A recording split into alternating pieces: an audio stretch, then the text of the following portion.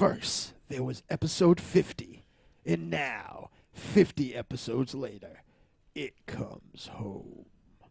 From the people that brought you To Catch a Cake Predator, and the talent that brought you the top 10 films never to be remade or top 9, well, 8. There was definitely 7 movies in that list that had never been, I'm sure 5 movies that had never been sequelized. Tonight, they bring you the show, 104 episodes in the making, episode 100. 100 episodes with no concept of geography. 100 episodes unable to pronounce the name of someone that's a girl that works in a library.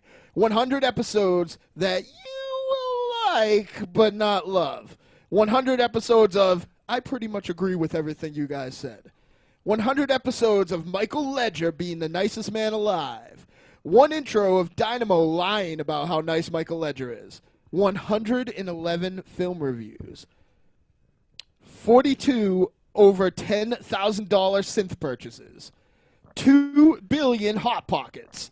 42 guests. One time, Dynamo pretended he knew how many guests we had.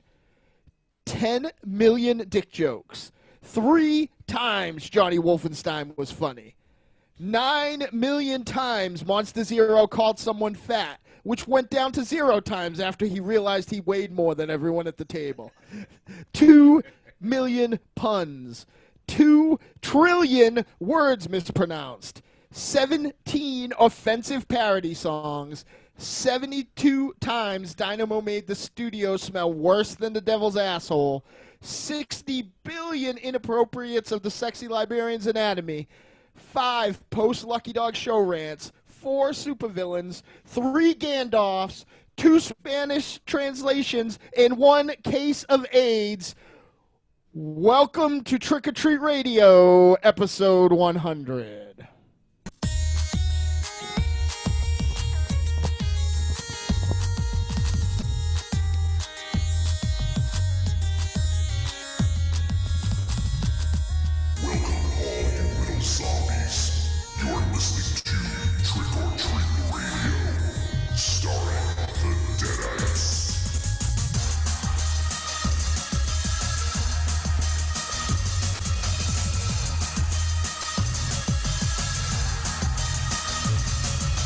Welcome to episode 100. Woo! 100. Hey now. That's 1 and a 0 and then another 0. Triple. Shout out. Yeah, there's fucking 3 of them. More than the triple digits. But wait, we also had 2 Halloween episodes. Oh shit! New Year's We Evil. have New Year's Evil, and then 0. Yep. So it's really 104. So Right. I guess we're 4 episodes late. Sorry, So like guys. I said, 104 episodes in the making. Episode 100. This intro played much better with Buffalo Wild Wings. Got you to show that? You want to do it again? Yeah, I want to do it No. at Buffalo Wild Wings. Let's go back there. I think the most important part of episode 100 is that Tiny actually went far enough away to justify not being in the studio. It's true. For the first time, he's not a mile away. I'd like to say Tiny lives a stone throw away, but I overshoot his house every time. So, as we always say, every comic book issue is going to be someone's first, right? Yeah. So this episode could be somebody's first. Ooh. They missed 103, or really 99. Let's say 99. Yeah. So they missed 99 up to this point, but they can go back. It's all there. Yeah. And you always remember your first. So if you don't know, if either one of these two, it's your only. This is Trick or Treat Radio. Trick or Treat Radio is a phantasmagorical spin kick straight through the heart of pop culture. Really? It is navigated by the Deadites. Oh. That's us, folks. The Deadites are the world's greatest electroshock band. We destroy monsters. We drink booze. We win championship belts. Yeah. And we podcast 100 episodes. Yeah. Well, hopefully more, but Yeah. who knows? Yeah, we're done after this. We'll see how tonight goes. We're done after this. This Well, is our last episode. That's right. At least we've got 104, so we've understated our accomplishments so far. You know, I'm going to get right to it. We have so much going on, so I'm going to let the folks know what's going on tonight. So tonight, I'd like to know too. yeah, I don't think any of us know.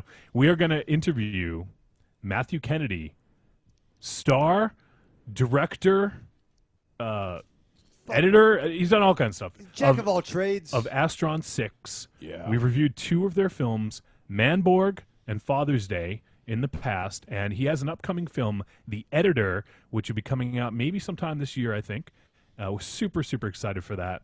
Matthew played Manborg, and he's a super cool dude. We can't wait to talk to him. It's going to be awesome. So Matthew Kennedy will be coming up in about an hour. If you're watching this live, it'll be 10 p.m. Eastern Standard Time, not Greenwich Mean Time, Raven Shadow. Shit. What time is it, Raven Shadow? I gotta call my mom. Greenwich. I told her Greenwich time. Except you said Greenwich Mime time. Yeah, I was like, remember the mean. Is that like crime time? Yeah, she's all fucked up. I gotta text her. She thought that you. What do you got on your phone? I know that's weird. And is that somebody you know? What is that? What is going on there? That's a mermaid in the pool right there. Like, who? But is that somebody you know? No, Hey now. Talk into the mic, Raven Shadow. This is know. episode 100. Why are Yeah, you showing us smut on episode 100? don't you think you would learn? Don't you have any real friends? Why do you only get pornography on your Facebook? Because I'm always fucking here. What? Well, I can understand his point. I mean, he's surrounded by dudes all the time, man. I mean, you got to get a little puñana Yeah, but on the fucking phone. What is that? Yeah, So let me catch up on the chat room real quick. We had some comments Is that a about World of Warcraft class? we had some comments about the intro, Dynamo. Oh, good. The SL says library. Double K says 100 episodes of Bombaleo, one frog puppet fucking a mic. Nice. I forgot about the fucking frog puppet. Damn it. SL says 72 underestimated. I don't know what 72 was in your intro. I don't know either. Look it up. It's not like I wrote it. 60 billion mentions of her anatomy. I think that's a little overrated by about Shitting 4. up the studio, she says. Yeah. Yes, I agree. What? Definitely. Although we've only had how many episodes here in the studio? Since 36? Karate Robo Zorbogar was the first I think it one. was 36. Say that again. Karate Robo Zorbogar. Okay. I just want to make sure. You gotta, Oh, say, yeah, you gotta say it with an accent. I used to do I the get in show. trouble. I used to do the show on the toilet. So Speaking of getting in Before. trouble, I got in trouble for posting some pictures of Raven Shadow. You did. I don't think anyone saw him. Mike Ledger, he did come through with the Photoshops the next day, as he said, and I posted them for about 2 minutes.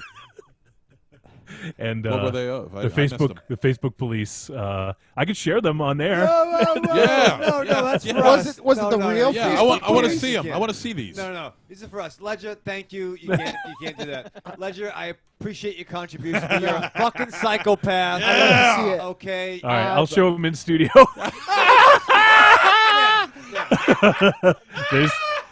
I'm sorry, folks watching live or listening to podcasts. You can't see this. What? I don't know if I can actually show these. What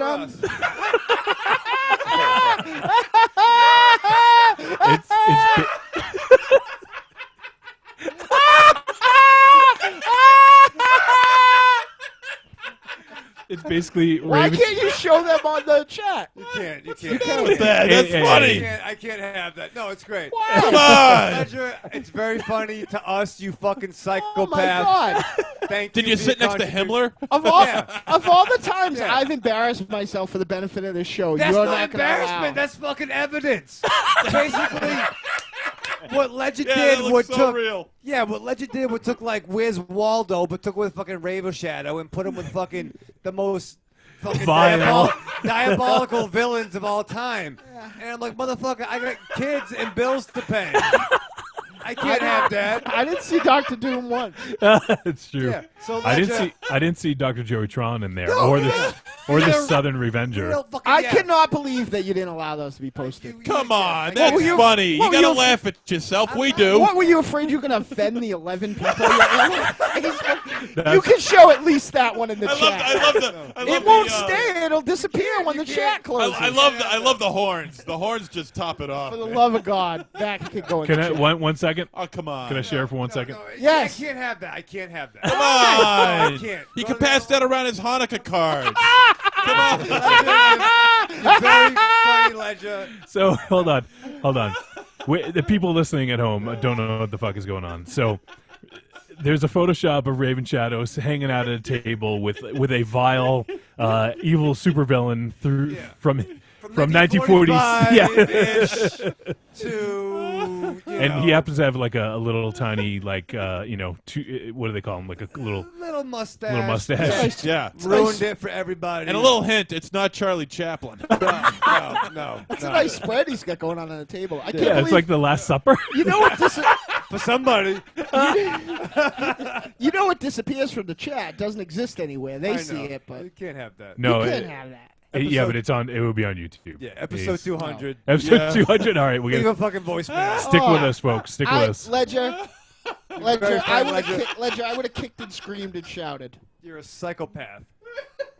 Yeah, but Ledger, Raven Shadow, don't you have a alias, I guess, so people that you don't want to see, or did you fuck up and friend people? No, John did the right thing, but still, it was like that's outrageous. Yeah, Well, but maybe you should have superimposed some sunglasses on you. That way, nobody would know who you but were. no, that's I'm my wearing sunglasses. No, but that's my question. Like, who would see that is just more than a fan of the show? The media. Who? the media. The media. Who's It's the episode the 100. media. We're blowing up now. Well, I'm just wondering why you pussied out is all. That was my one pussy out card. That was it was a pretty big one too. I'm Yeah, sending them yeah. all. Well, Hey, not everyone! just one, 3 times. Yeah. Wolfie has sent those to me, so don't worry. You will get that in your mailbox to do with his make shirts. Dude, do me a favor and send those to my phone. I gotta keep those. No, that's I'm like not gonna do that's anything with them. ammunition. It's not gonna do anything. I'm not gonna do anything with them. I just want to have them. He is gonna do something with No, I'm not. No. Oh no. yeah. Raven No. Raven Shadow and Adolf are his two favorite things. Can't have it. Let's go to commercial. We're not ready for a commercial yet.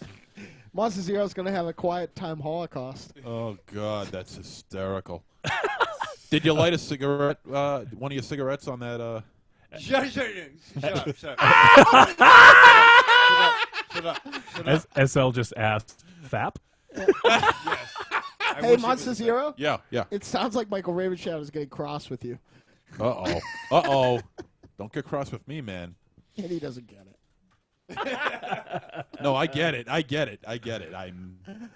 All right, we have so much going on. We I have. can't. I'm so disappointed. Well, the world is a worse place. I know. than- I know. Thank you, Johnny. I know. Why didn't you just pretend that you didn't like? It's all right. Hey, let's move It's on. not going to discredit the Deadites. We've It got has anything to do with we've us. got lots going on. Let me introduce everyone first, and then we'll get into. This is Nazi time to talk about that. Oh, Oh Tiny. man. All right. Oh, Let me you're introduce everyone. He's on fire. on the show. Those pictures throughout the show are going to be a hot topic for sure. Yep. That's really good. Why he didn't let him have us on there is really the burning question. You're gonna All right. go on a boat called the Jesus. SS Minnow. Jesus Christ, guys! Hey, you keep those throughout the episode. You can keep it going. All right. I am Johnny Wolfenstein, the pencil pusher and producer of media for Trick or Treat Radio and the Deadites.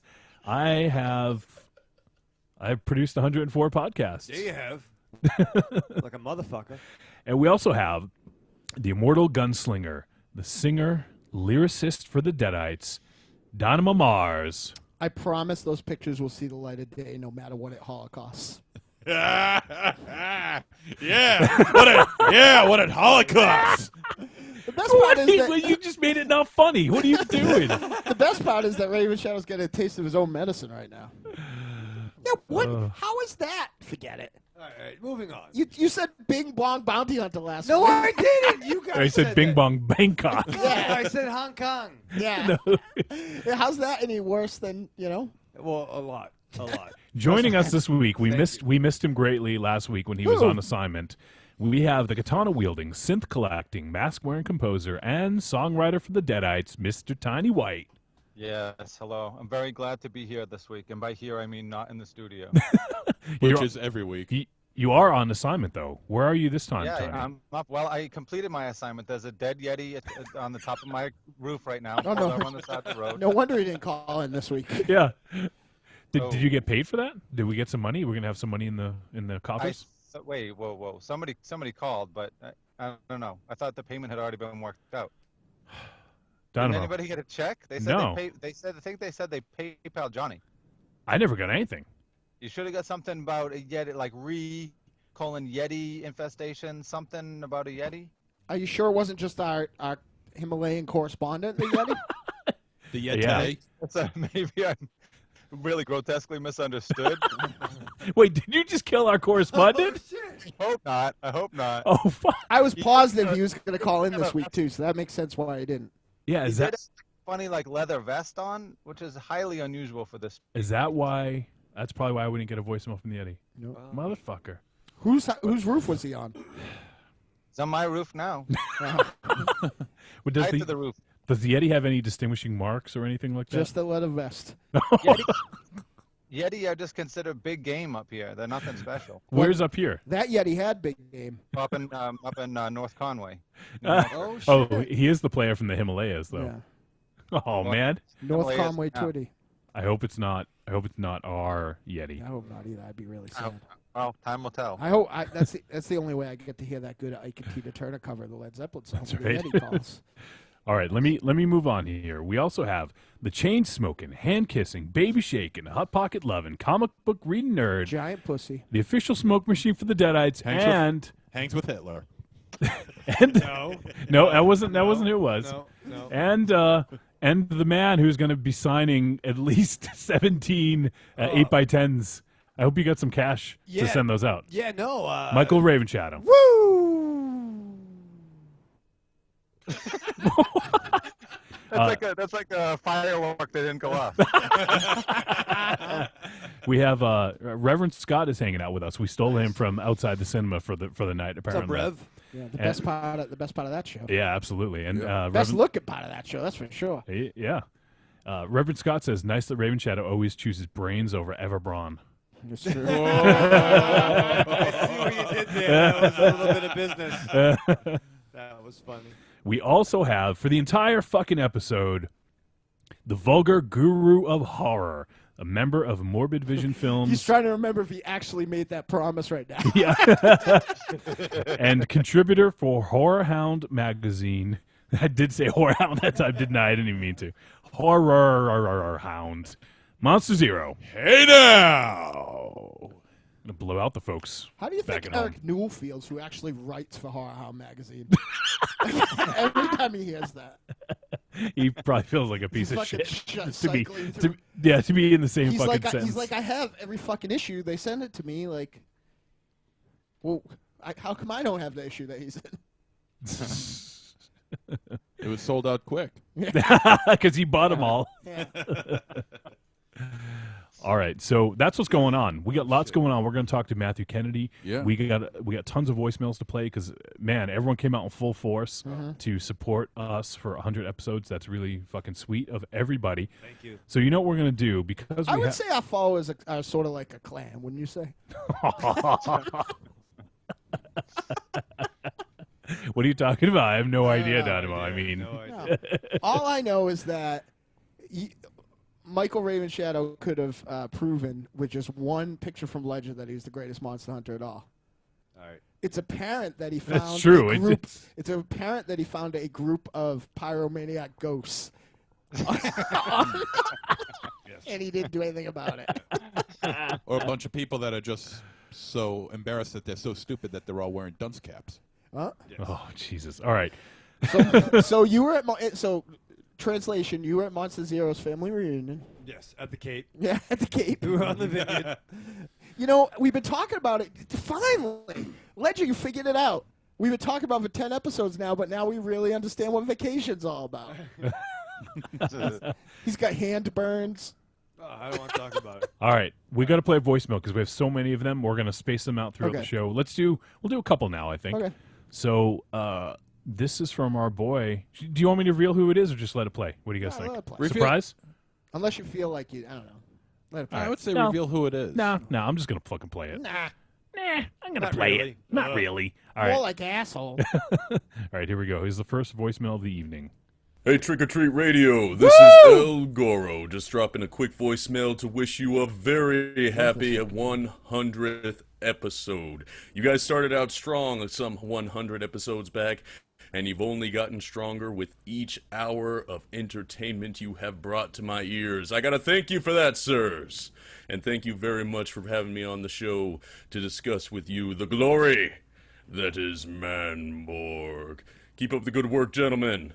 And here's to 100 more. Adios. All right. That's a terrible thing to say to somebody. What? 100 more of this? I thought I was done now. Oh boy. We could have retired. Man. SL says, "Oh, I like his voice so much." Yeah, I do too.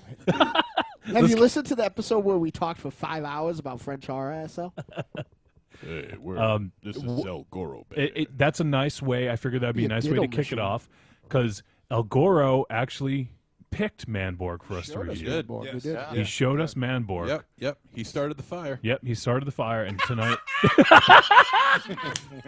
Damn it! I didn't even see that I one didn't coming. recognize him with one of those hats on.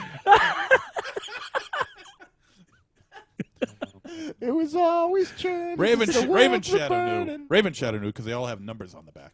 Raven Shadow's really uncomfortable right I don't now. like it. I don't like it. I don't I like don't it. understand the man who, What's the matter? You a said, little hot under the collar?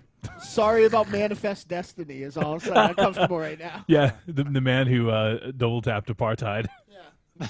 No, it's out of context. Out of context. Leave Raven Shadow alone, otherwise he'll want to go back. He to was the so hood. hyped for this episode. I didn't even hear that I was one. really Leave excited. Raven Shadow alone, otherwise he'll want to go back to the hood. Raven Shadow was so hyped up for this episode. Now he just wants it to end. Yeah. All right, let's Stop go. drinking early. Anyone have anything else to add about El Listen, Goro? don't worry. Just take a deep breath. Zig hail. Jesus Christ, that was bad. That was bad. That was a reach, but I like it. Yeah. So thank you to El Goro for the awesome My voicemail brother and from another mother right there. and I for love that guy. recommending Manborg, which led us to Father's Day.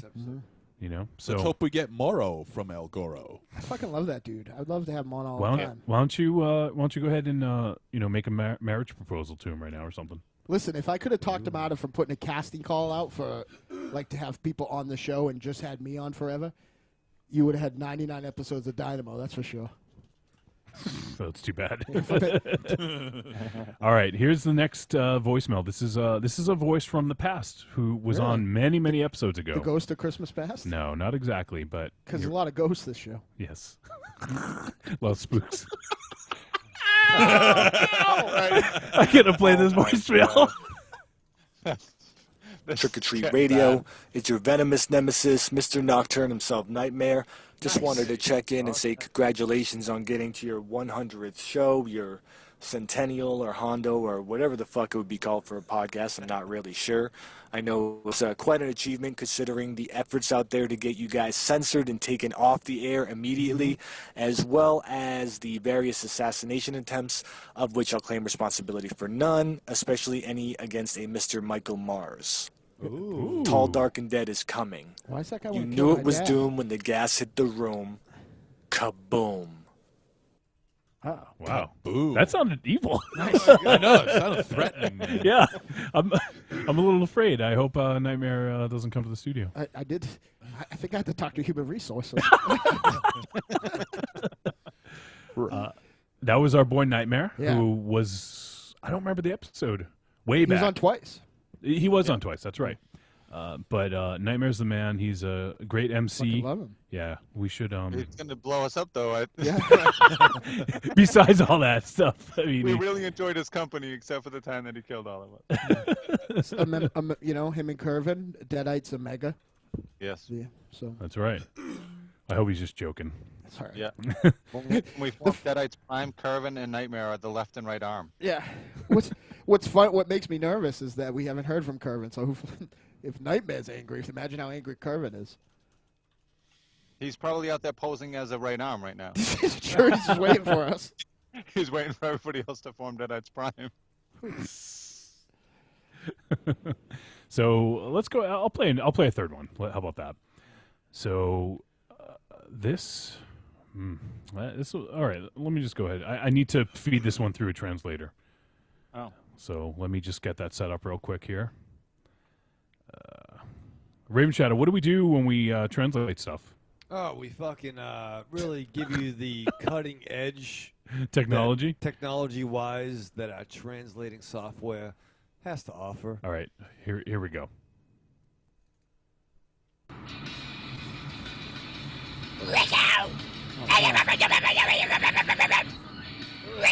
Oh shit, is that Kenora? This is the Pantera? Chupacabra.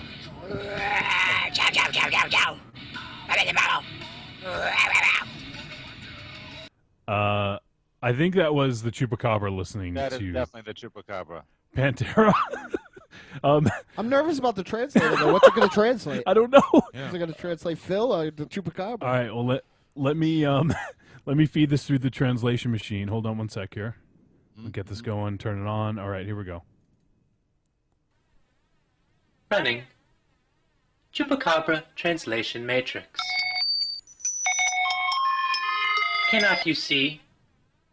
It is easy to bother me with persistent stepping and lashing out at you.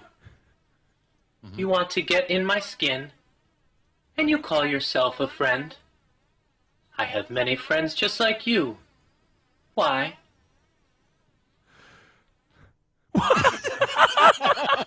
Wow, that's awfully cryptic. I think Shit. I think that it did translate the wrong thing. Wow. That is It translated the Pantera.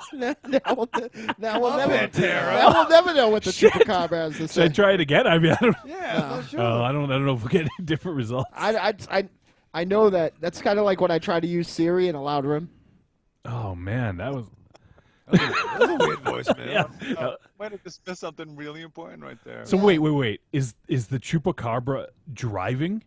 It sounded like that was like from a car stereo, right? I don't care where he is as long as he's not in our basement anymore. That's true because Raven Shadow let him out. No, how many? he did. How many episodes was that ago? Before Yeah. now.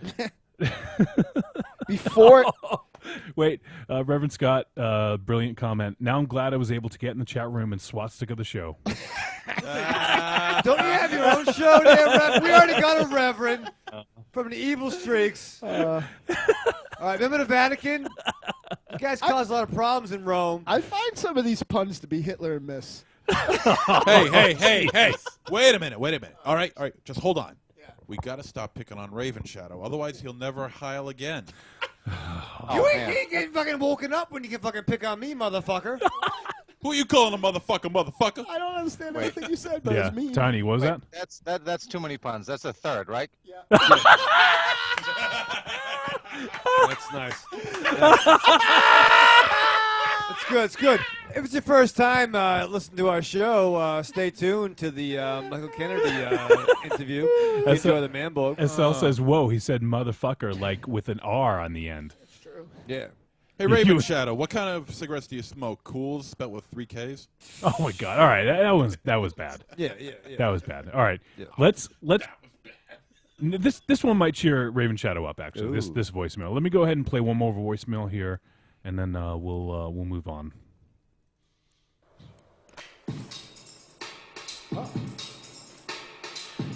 Hey, yo, Trick or Treat Radio. I'm calling to get my signed Michael Raven Shadow picture. Make that a double, because there's 2 people calling you. Yeah, that's right. This your boy, Beaver McD. And this is Captain in Studios. Deadites, congratulations. Congratulations on 100 episodes of Trick or Treat Radio. I can't believe it's already been 100 episodes. I know, we were on like the 11th episode. Yeah, that's true. Remember we burned down that Commodore 64? Oh, those were the days. And then we called him, told him this story or whatever. That's right. You know, gentlemen, here's to 1,000 more, you crazy monster hunters. And we better get our signed Michael Raven Shadow photos. Oh, yes, make that a double. Yeah. All right, congrats, guys, and we'll see you next time. Deadites. Well, there you go, Raven Shadow. Some love. Why does everybody keep saying bad things to us, though? What you gonna personalize? Yeah, we really should start keeping a list. Wouldn't I'll that be get it to your you, yeah. responsibility? I don't got a pen. Who's that guy that kept a list? What? He's doing it That's himself. fucking weird. You guys are fucking quick on the uptake, really.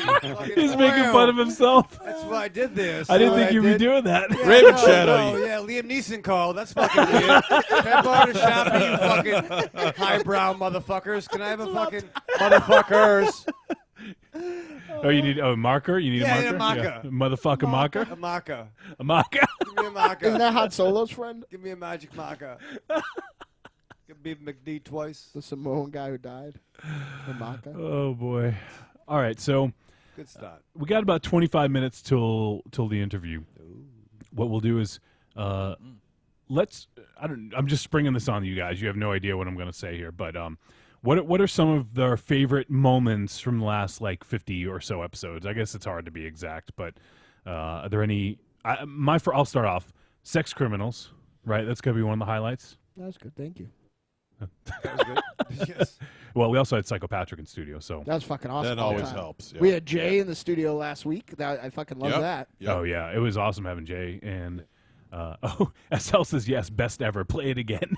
I like- Do you want? Should we play? Yeah, I like when Michael Ravenshadow called me liberal that time. That was funny, especially under the especially under the circumstances. that really got your goat. I don't know that I don't know that. know what you're talking about. You know what's funny? If you go back and listen, it was like really early on. Like I think it might have been the episode. It was either when we were fighting about Star Wars, or I think I was in the same place as Tiny. Because Tiny's reaction, because I missed it because I was fighting, but Tiny's reaction to somebody calling me liberal is what was funny about it in retrospect. All right. Well, let's do that. I don't want to do this too much, but this is definitely one of the highlights. Makes me feel good that I did something good. I don't get all. What episode was this on? This was a 70 something, I think. No, I think it was earlier than that actually. Okay, so you know what? I can do a screen share on this. I think, right? Yeah. I think that what made this so good was like the backing vocals from everybody, especially Raven Shadow and Psycho Patrick. And the great thing about this, like a lot of people thought this was, not trying to pat ourselves on the back, but a lot of people thought this was planned out, and rehearsed. And this was completely off the cuff, totally. No one that's ever been to a Deadite show, because they know that the things that are planned and rehearsed, I don't know those songs, which are ours. Right. All right. So here's the screen share. Let's go ahead and let's play Sex Criminals. Oh. Yes.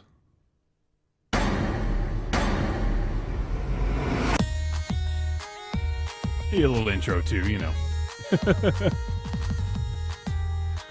Welcome.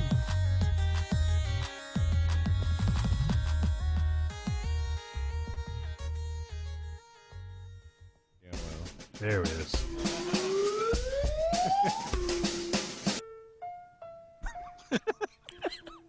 I don't want to tell you anything about it, but when I heard that Matt Fraction had made a book called Sex Criminals, I had to pick it up because he is an incredible. That's better. That's better.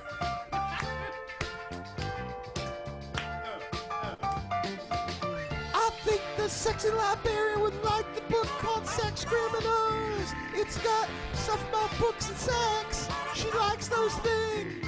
She enjoys books and sexy books, and some time travel. All that stuff is Sex Criminals! That Fraction made a book. It's called Sex Criminals. You should read it. It's got good art. It's about people fucking. They're doing crime. They're doing crime. They're doing crime and they're fucking. They have a book to save the library. Save the library party. I got the trooper. My ding dong! Everybody knows how much I like the Iron Maiden. I like beer, so I'm gonna make sweet, sweet love to it. That would make me a sex criminal.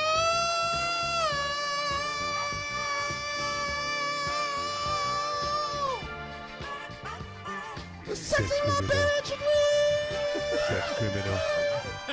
The sex criminal. He's a sex criminal. By Matt Fraction and Zadisky. Issue 1's called Susie Down in the Quiet. Issue 2's called The King of Cum World. It's a very good science fiction story. It's not too violent, not too gory. It's about people when they hump time stop.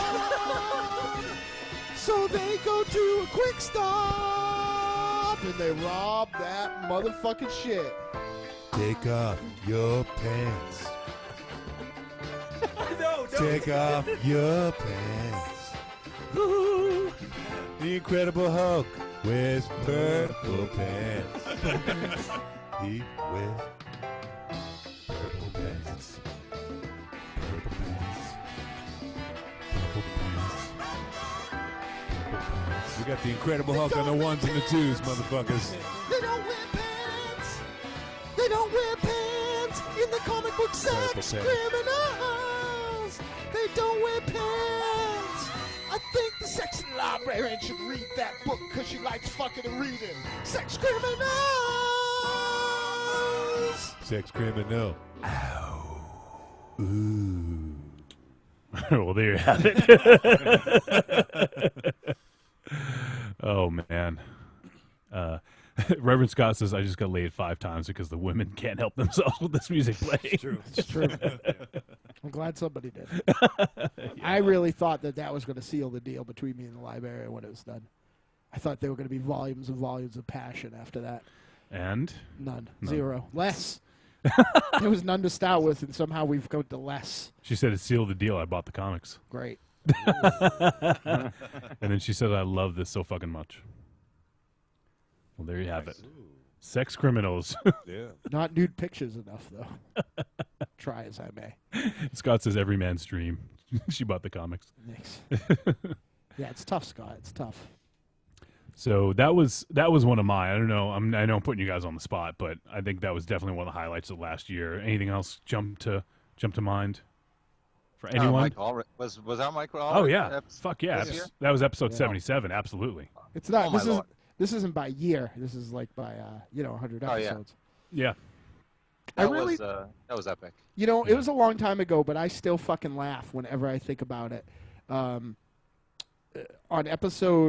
between episode 1 and 2, when it was Monster Zero's first pick to pick a movie, he picked Evil Dead 2. And I thought that was going to be I did? Yep, and I thought Yeah. that was going to be a boring review. So the first thing I did is pretend I didn't know anything about Evil Dead 2, Right. which drove him into a berserker rage. And then I gave my top 100, my top 5 horror movies. Oh yeah, that part I remember. And he was more like, Mortified. oh, it was Yeah. amazing. Yeah, That's I where remember in the Trick or Treat Radio promo you get the quote, "Your list is like you took a shit on the last shit you took." No, it was like I think it was something along the lines of shit on a pile the of shit shit. that you took today is Is- better than the shit you You took took- yesterday, or yeah. something like that. Gothica was supposedly my #1 horror film Yeah. of all time. Yeah, He you'd went be berserk. hard pressed to be finding someone who's actually serious to say that Gothic is their #1 horror film. But you were legit furious. It's amazing. Yeah, Your list, yeah. I remember he said, "Your list really pisses me off."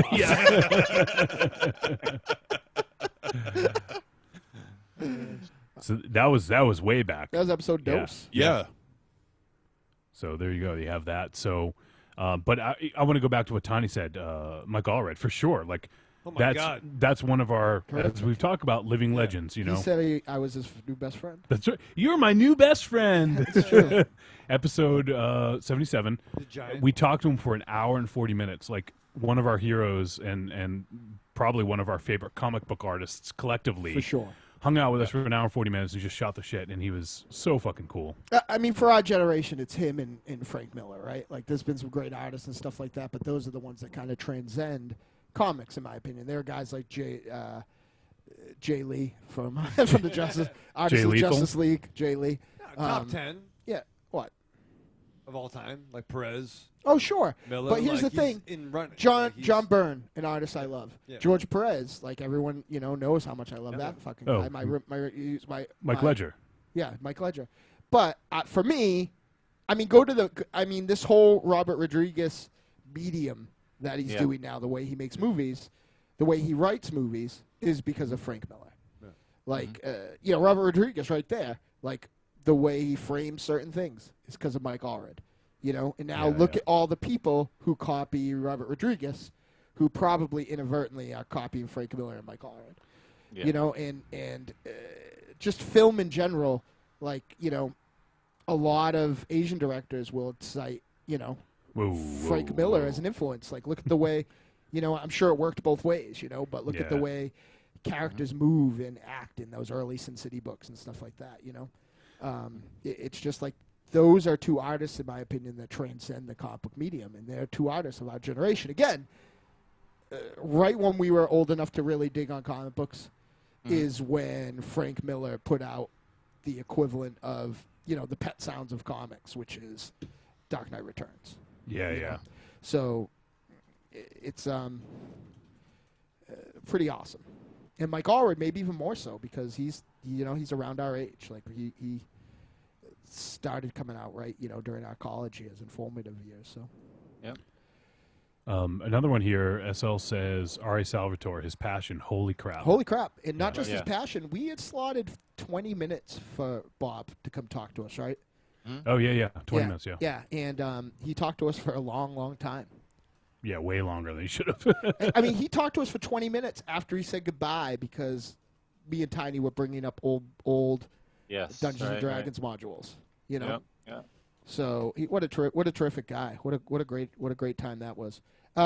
This might be, you're going to make fun of me. I love when El Goro was on, but and I'm sure the Rev might have a different opinion here. But remember when Myra left us the voicemail about the cake? Yes. Holy crap. Yeah. I still can't listen to that without feeling uncomfortable. Speaking of Revs feeling a different way, I really I went back recently and listened to. I wanted to listen to as many as I could, but I couldn't listen to all the episodes, so I was kind of just cherry picking over the last 2 weeks. And one I listened to and was really surprised at how much we all brought it from a film critique point of view was the episode where we filmed both Bill Lustig and his name I can't say because it's Spanish. Maniac, the remake and the new one. Yeah, we had with Bill by Force. Yeah, my buddy Bill. Was it episode 51 or something like that? I think. Yeah, it was right around 50s. Yeah. Because he came in. Yeah, that was a great episode. I think it was our year anniversary. We had like a bunch of things that he's still making fun of us for that. So. There's let's see. So, and yeah, Double K says the Bob Salvatore episode was great. It's terrific. Rocky says George Burns. When was he on? I don't think we had George Burns on. We did. Oh God. We had George Crossburns on. Ledger says the Bastage 20 minutes. You can't get his ass off the phone in only 20 minutes. For those who don't know, Ledger is grew up with Bob Salvatore. They're good friends. I don't know why the hell he hangs out with us, but yeah, that's a lot. Ledger and Bob must be a lot like me and Tiny, huh? Yeah, exactly. Yeah, like the nice one and the evil one. Yeah, Tiny, I wouldn't let many other people call you the evil one, but that's fair. That's fair. Just me. We also have SL says Raven Shadow falling in love with the Rev. Best episode. That was fucking awesome. That was fucking awesome. Yeah. We also have. Reverend Scott says, fucking love the remake of Maniac and the original for that matter. Yep. Fucking love, what's his name? Joe Spinell? Yep. Yeah. Such a fucking creep, but he's so amazing. He is great. Leave it to the fucking Deadites to have two Revs essentially on the show and none of them be the Reverend that's in our band. Yeah, no kidding, right? That fucking guy. Do you have any more Raven Shadow, any favorites? I know you listened to the episode 3 times. Yeah, I do. Let's hear it. Let's go to commercial. No. No. I like the fact, and this is what I talk about a lot, that we can do a bit about like Muppets fucking for like 20 minutes. We can talk about Rape and Robin. Yeah, and then go Rape and Robin was into great. talk to a female director like our friend Andrea about the glass ceiling of horror movie directors as women. And that's the magic trick. You know what I mean? We can do the 15 most fucked up horror films of all time. Oh, by the way, up next is a New York Times best-selling author. And I think that's what's kind of cool. The contrast of one end to another. It's the contrast! The contrast! Way to go. Well, I wasn't going to bring him up, but okay, yeah. Malcolm Zero. Malcolm Zero. Our most unwelcome guest. You guys loved Malcolm Why Zero. didn't he leave a voicemail? Did he maybe? Huh? I hope Michael Zero left a voicemail. I don't know. I don't think so. I don't but think he did. You're supposed to play along, Jack. Raven Shadow, I had thought the magic trick was rambling on for 20 minutes about a movie without actually have watched it. There's a lot of magic around. That's the thing. Like, there's a reason like Hogwarts is a whole fucking school. You know what I mean? Like, Reverend Scott brings up a good point, and two hosts in love with reverends. It's true. Yeah, we use that term loosely. Were you altar boys? Well, wait. I didn't realize it till now, but it makes sense in the band and on the show with all the reverends hanging around. Doesn't it finally make sense? Weren't the Nazis in league with the Catholic Church? Oh, no. Listen. The rat lines, wasn't that a thing? Somewhere, I'm sure they still are. So we're getting close here. And Ronald Schwarzenegger. Ronald Schwarzenegger. Oh, holy shit. Oh, yeah, Ronald Schwarzenegger. Yes. Anytime Andy Christ was on the show. Oh, my God. No, he wasn't even on that one. That was him saying Ronald Schwarzenegger. Yeah. When we did The Last Stand. With was it with just CDR or was it with both? No, we had Cult both. of Muscle Because guys? we did, it was the director, so we had Jake on. Jake. The other one. The other one, yes, as you know him as. I'll tell you, you know what probably the best part of this is? Like, being part of such a phenomenal community. Like, hanging out with the Outside the Cinema guys at Rocket Shock. That was one of the best weekends that I ever had. I know that makes my life pathetic, but it was one of the best weekends I ever had. And, Will and CDR and everybody just made us feel so welcome, Yeah, absolutely. It's very fucking cool. I got a brother, and brothers in the Kook and the Death Rattle. Reverend Scott says that was the most amazing dinner I've ever experienced. It was fucking great. That was a blast hanging out with Reverend. We hung out with Tommy Norcal, with Hank, Michael Neal, nicest dude in the world. There's another director there too. Hank. No, the cat that made Phantasm. Kyle. Kyle, yeah. Kyle, yeah.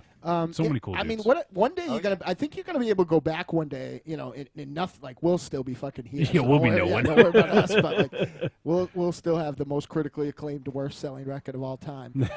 But you're gonna say like, look at who was at that fucking table. Yeah. And then Bill and Josh were at the other one. yeah. Wasn't Chris there too? Chris has to have his own table. It's fucking big galoot. Back when those guys go to the restaurant for an outside the cinema thing, they ask if they want to be in galoot or not galoot instead of smoking and non-smoking. We're doing that thing. This is like the Brady episode where they think back on all like the stuff. I didn't really intend for that to happen. Me and Raven Shadow are trapped in the cooler. Yes. It's cold. You know what? Let's do 2 more voicemails. I used to bang I used to bang in a walk-in freezer like that. It doesn't get that cold. I'd be in there for hours and hours at a time. Fabio freezer. Actually, that brings up a good point. Fabio left some great voicemails. Yeah. He did with songs, with a nice song about me. Yeah, that never happens. It's unfortunate he didn't leave us one for 100. At least I don't think so. Well, I think that he was the start of the strain that got Monster Zero sick, and I think he's dropped off now. Oh, you know, the funny thing is about our interview coming up with Matt. I've added somebody on Skype that I think is Matt, but I'm not positive. So this could be a very interesting interview. Yes, I'm Manborg. He gave me his name, and it was a very common Skype name, and so like a million. How can a Skype name not be either more like asshole? I'm not going to say it. Or Manborg. But I typed it in, and there was like at least hundreds of that same thing, and I was like, oh crap. So hopefully when we do call Matt in a few minutes, it is actually him. I do have a phone number. Worst comes to worst here, so we could be calling a completely random person. We could be. Yes. Maybe they're lonely. All right, let me go. Let's go ahead and play 2 more. Yeah. Let's do that. Let's play 2 more. Then we'll go to a quick break, and then we'll get Matt on the line. All right. There's let's play a short one first. Actually, we'll play a short one. This is for you, Dynamo. Thank you. This is Roger from the Curtain Society, and I lost 50 pounds using the Trick or Treat Radio diet plan. Nice. Congratulations on 100 episodes, and thanks for teaching me everything I know about science. What? We taught him something? We did. Dynamo, you and I should try that diet sometime. No kidding. I think what it but is not is Raven Shadow. He'll go up in smoke. I think what it is people look at us and then I determine that they're not going to get that bad, so they lose weight. We're like the podcast equivalent of the two fat twins on the bikes. The mopeds. You're like the Barbarian Brothers, right? God. We look like we ate the Barbarian Brothers. I got a hairball now. All right, let me go ahead and play one more voicemail, and then we'll cut to break, and then we'll talk with Matt. So here is another one. Oh my lord, happy 100, Trick or Treat Radio, Bombaleo, this is Cody, happy 100 episodes. I've only been listening since September, but in that time I've listened to, I guess, the previous 99, somewhere, I don't know, just about like maybe about November, I think, I was listening, like I was all caught up just week to week. Nice. So it's hard for me to say, like to reach back into like the way back of the show and say like this was a favorite moment of mine because I listened to so much of it so quickly. But lately, I've really loved Raven Shadow jumping into Mars's diatribe about Godzilla. To note that lots of autistic people love Godzilla. That might be the single funniest thing that's happened on the show. I've also liked him deflecting the questions about Hawk the Slayer because he didn't watch it. I'd almost prefer it if Raven Shadow didn't watch the movies and then just mission accomplished. Had to sort of generate 2 cents to put in about it based on what he may know about it already and then what other people have said about it as well. It's a great show. I loved your interview with the director of Johnny X. They're really interesting. Look forward to the interview with the guy from Manborg. I need to see Manborg still. I've been meaning to get to it since you guys raved about it so crazy. What else? It's been a great show. I'm so glad to have finally gotten around to like discovering it, listening to all of it.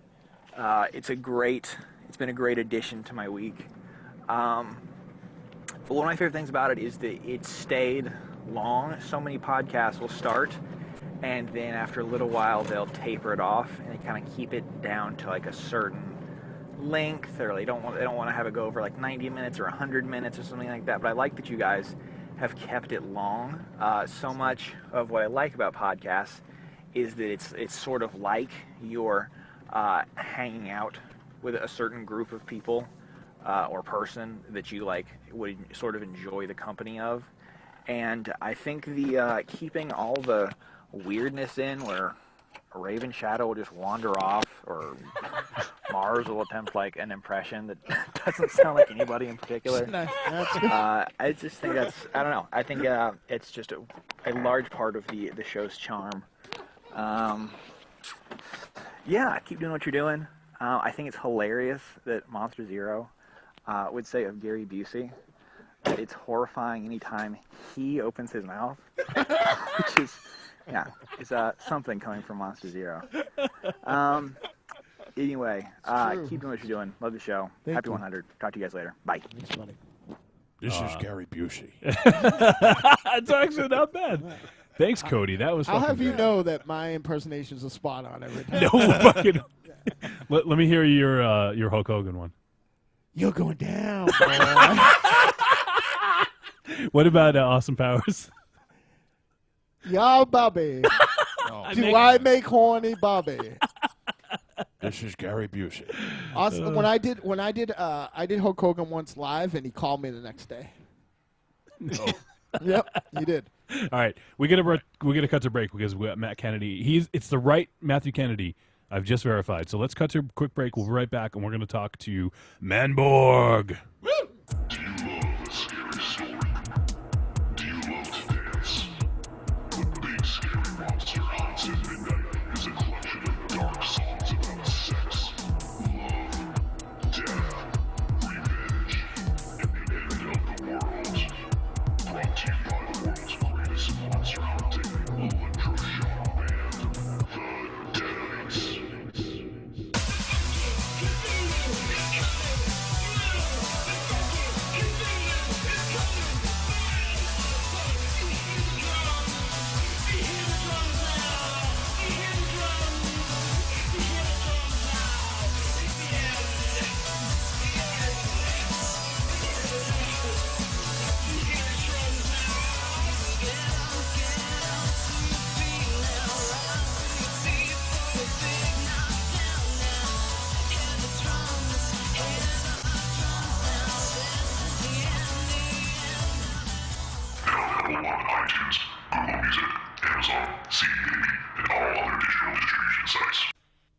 solid. For the gidgiest listening experience, you got to check out Trick or Treat Radio.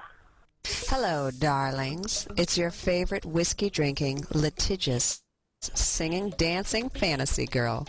Want to reach out to me and the world's greatest monster hunting multimedia organization, the Deadites?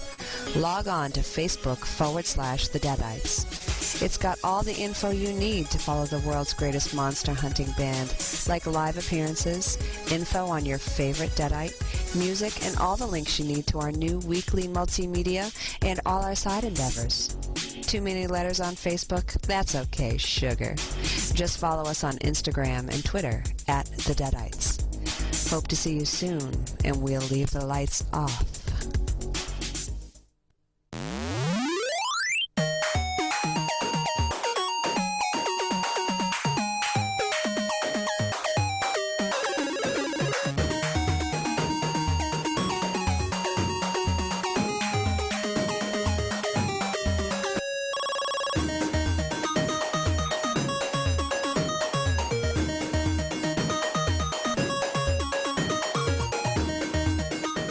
We're back.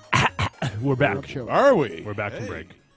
8-Bit Deadites. That's right, Mike right. Ledger. That Yep. was shit. Tiny White did that specially for episode 50 because we had a very 80s centric episode. Too ugly for Mega Man. That's right. I would be remiss. Too 8-bit for heaven. Yeah, I would be remiss if that voice, the commercials made me remember if I didn't mention the appearances by the beautiful female members of the Deadites that we've had over the time.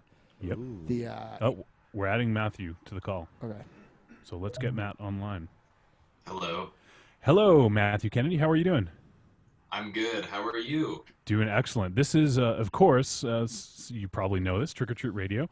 I'm Johnny Wolfenstein. I'm joined by 4 other illustrious panel members, and it's an honor to have you on the show. We're big fans of your work and the work that all of Astron 6 have done, so we appreciate you taking the time to join us here.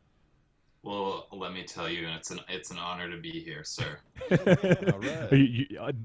There's only ever one episode 100, so you can always say that I was the guy that Trick or Treat Radio interviewed on episode 100. No, it's really not a distinction at all. So, and unfortunately, it was technically 4 episodes ago. So. The honor is all ours. Yes. So Do you still be in episode 200? We could hope if we don't kill each other first. Yeah, Maybe. yeah, that's next episode. Yeah. Wait till you see who we get off of that. So let me just ask: do you prefer Matt, Matthew, Mr. Kennedy? Matt works. Okay, Matt. So, as we discussed earlier, Matt is part of the Astron 6 collective, and Matt is you're currently working on the editor still. Is that right, Matt? We are, yeah. Okay. We wrapped shooting on it, and we're in post-production hell now. That's awesome.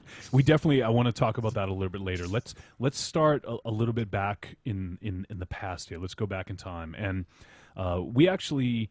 A friend of ours from the podcasting community, actually, we had him on, he picked a movie for us to review, and he picked Manborg. And this is probably, I don't know, about 40 episodes ago or something like that, 30. And we weren't really all that familiar with Manborg, and he was repping hard for it and was like, you guys got to check this out. And we watched it, and we all loved it. And it was by far one of our favorite films that we watched last year. Yep. And in your life, probably. Yes. You may not take me seriously, but I said over a delicious Buffalo Wild Wings post-show dinner tonight that, in my humble opinion, pre-show. Yeah, later on I'm going to say, in my humble opinion, Manborg and The Raid are the only 2 movies that you need to see over the past 3 years. Yeah, I agree. It's soon to be added, the editor, I'm sure, right? Yeah, I guess The Raid's pretty good, yeah. I think the action in Manborg was pretty much on par, though. Yeah, if not better. Exactly. The choreography in Manborg is fucking crazy. Comparatively. It's true. So Matt, I'm hoping we can go back in time a little bit here and just talk, I guess, a little bit about Astron 6. And I know you and Connor were doing your own thing, and you met up with the other guys. So talk a little bit about the history of Astron 6 for those who may not be in the know. Sure. I will give you the Coles notes on that. Yes. So we are all from Winnipeg, and we all met through a film festival called the Winnipeg Short Film Massacre that Astron 6 co-founder Jeremy Gillespie started with his girlfriend. And we all competed in this festival every year, making crappy shorts, and but they were all crappy, and ours won amongst the crappy shorts. Every year we were like the 3 winners usually, and as a result we all hated each other because we were like, fuck that guy and his good movies. Yeah. So we decided we should just probably work together to take over the world, and so we began. And I think the first 2 movies that we made under the Astron 6 banner, other than the Goreblade shorts, were they're both on our Astron 6 collection. One's HIZ, and one is Laser Ghost 2. Don't know if you've seen them, but that's I how do. it began. Yeah, I own the collection, and it's we actually once we sort of binged on Astron 6. Once we saw Manborg, I think was it the next week we reviewed Father's Day, yep. and then from there we were kind of hooked after that, and so I went because out. we couldn't fucking believe what was going on. Yeah. It's 100% true. Yeah, those 2 movies back to back just kind of blew our collective minds. Yeah. And it's just so good to see what you guys can do with the budgets that you have. You know, Yeah, it's outrageous. That like I trust the opinion of our good buddy, like in the podcasting community. His name is El Goro on the amazing Talk Without Rhythm podcast. Like, really couldn't believe that we hadn't seen it. You know, and somebody brings something to the table that you trust. You know it's going to be good, but like. It's one of those things like, how did we not know there was a Manborg from almost its inception? Like, No shit. you guys really have your to use a cliche, kind of finger on the pulse of like what's funny about being the kind of age that I think we all are. Yep. Yeah. We're probably much older than Matthew than Matthew and everyone else. I'm much older than everybody else. Yeah. And ever, but I don't know Raven Shadow, right? He's a baby. Here. How old are you guys? I'm 59. I'm 37. Yeah, the bulk of us are around 37. Except for roughly. me. Except for me. The wrong side of 30. Yeah. I just turned 43. Well, 43 is the new 20. That's what they say. I believe it too. That's true. I believe it. So when we saw those films, it just sort of blew our mind, and we were just so excited to see what you guys are working on, and to see the editor coming out. We're big fans of Giallos as well. Can't wait. Can't wait. Yeah, man. so can't wait for that. So I guess let's start with Manborg. I guess. So you guys go to make Manborg. This is Steven's baby? Is that right? This was Steven Kostansky's baby. That is right. He made Laser Ghost 2. Right. And then he wanted to make a movie where I played a half robot man. What was that conversation like when he came to you with that concept? It honestly started as I want to make a movie called Manborg. Yep. He might have even called it like Future Man at one time. I don't know, but I know that he just described the look to me, and he was like, I want half of your face to be like a metal piece, and for you to kind of resemble the guy in Weird Science who crashes the party on the motorbike. He was like, nice. For some reason. And at that time, I think that was the whole concept. And he added all the other elements. Like, I remember early on, he said he wanted Adam to have white hair. Yep. And it never quite got white. Wow. And to be tanned. So he had all these like aesthetic visions first, I guess. Yeah. And then the story built from there into the magnificent award-winning story that it is. And that's interesting, and it seems like, I mean, just from the very little we know, it seems like Steven's more of sort of has more of an artistic take on things. And so what's the dynamic like between the 5 members? I assume some are more focused on story and dialogue, and some are more focused on effects. And do you think, is that an accurate assessment? I'd say that's accurate. Steve loves the world of monsters and sci-fi and basically this and puppetry, and the sooner Steve can get away from directing people in a scene, having a conversation, the better for him. Yeah. And like when we were making Father's Day, obviously the hell sequences were like Steve's baby. And I remember when we were starting Father's Day that he pitched basically that it go to hell in the first like 10 minutes. Because he was like, we got to get out of the real world immediately. Right. Whereas the rest of us are, I guess, more interested in making movies about people, and we really get off on the humor of human interaction and stuff like that. Right. But we all love writing, and it's just that I guess we kind of enjoy writing different situations. Yeah, and I would say that that's sort of. Would you say that Father's Day was an equal collaboration between all 5 members? Yeah, definitely. And I mean, it was hard because we were all living in different provinces, and I guess we still kind of are. But basically, from its inception, we were all just trying to throw in every wild idea that we could come up with for this absurd concept. And we just had lots of basically dinners together, writing notes down, and then we tried to come up with a storyline that could encompass all these ridiculous ideas. And Adam came up with the idea, I believe, that it needed to follow a structure that worked, and for that reason we like tried to throw all these crazy elements into the story structure of Star Wars: A New Hope and Unforgiven, the Clint Eastwood movie. Nice. That's kind of how we built the structure of the story. And I'd say that it's probably better than both of those movies. So. I would agree with that. I've never even heard of the first one you mentioned. Well, yeah. Star Wars, it's called. You should check it out. Actually, I will. Well, I think Chris Fuckman is a much better antagonist than Darth Vader. It's true. I'm more scared of him. Yeah. Better looking. Yeah. I also think he sits next to me every single week. To the left. So, yeah. So I think obviously with that film, one of the things, I mean, this is just my personal opinion. When I was watching it, like it just kept going in these places. I'm like, what the fuck is going on? And that's one of the things that I loved about it. And you can tell, you know, it sort of seemed like everyone sort of had their ideas of where it would go, and it just kept getting more crazy and more crazy. And you know, like on the second watch, it all made a lot more sense to me, I think. That's good. Raven Shadow. No, it's funny. Matthew, Matt, you know, can I call you Matt? Call me Matt. We're friends. Shut up. Get ready to have your balls washed, sir. I rewatched Manborg this afternoon, and yes, okay, fair enough. It's not Casablanca. It's better. It's better. Yeah. But like we talked on our show.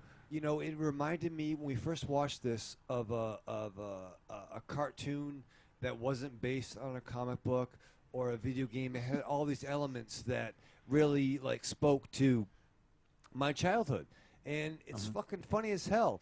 Justice is my dude all day long.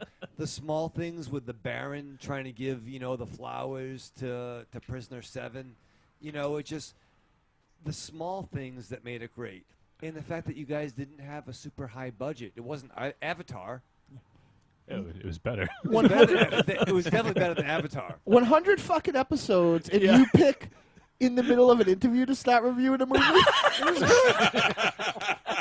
I enjoyed the movie. You can't do your fucking interview during a review during the fucking reviews every week, but now? Is there a question in there, Raven Shadow? No. There's a couple of commas, but no question mark.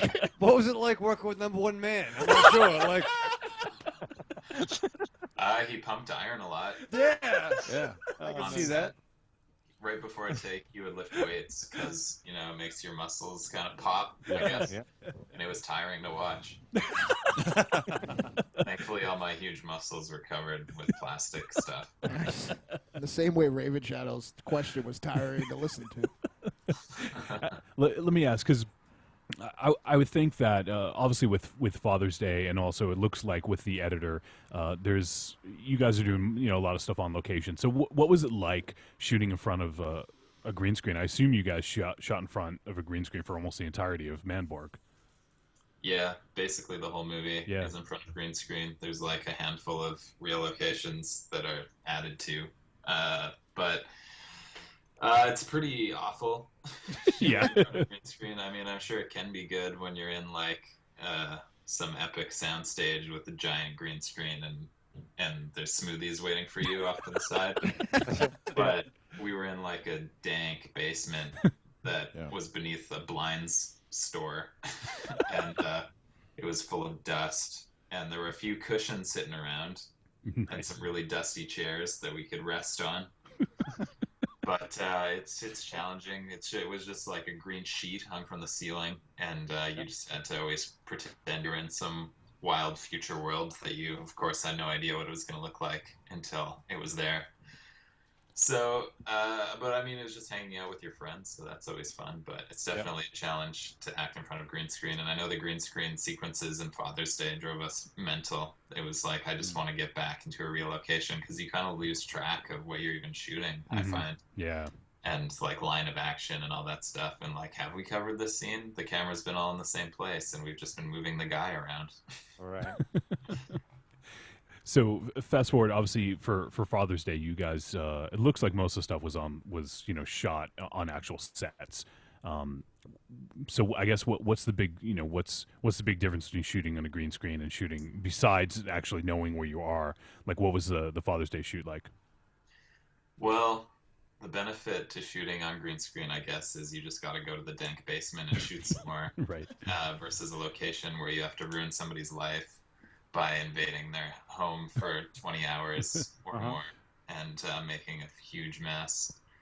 So it's always easier to find your location when they're just being put in afterwards. And we had a hell of a time with locations for the editor. But other than that, it's preferable for me to shoot in a real location because, like I said, it's just easier to know how to shoot the scene because it's right there and you're seeing it in the camera. And we did shoot in some sets for the editor, and we shot in a lot of real locations for the editor. And I'd say out of all three, shooting in sets is awesome just because of the control you have and because you can make a mess and you can destroy the house or whatever, and it's nobody's house. But there's no smoothies. There's still no smoothies. God damn it. Got to take the good with the bad, I guess. Yeah. Our AD even worked for a frozen yogurt place.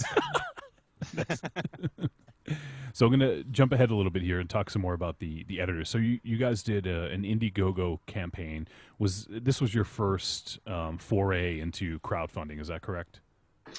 Yeah, we put up a Kickstarter, maybe it was an Indiegogo. It was one of the two. Adam put it up years ago for Fireman, just to see what would happen, what the interest was for Fireman, and he didn't really put his heart and soul into it with the prize section and stuff, and it didn't really take off. And then we just sort of gave up on it and Fireman. And then we figured we did get a grant to make the editor with, but we knew that we would need extra money for whatever when everything went wrong, which it of course did. Yes. And our Indiegogo was pretty successful. We made 18 grand, I think, off Indiegogo.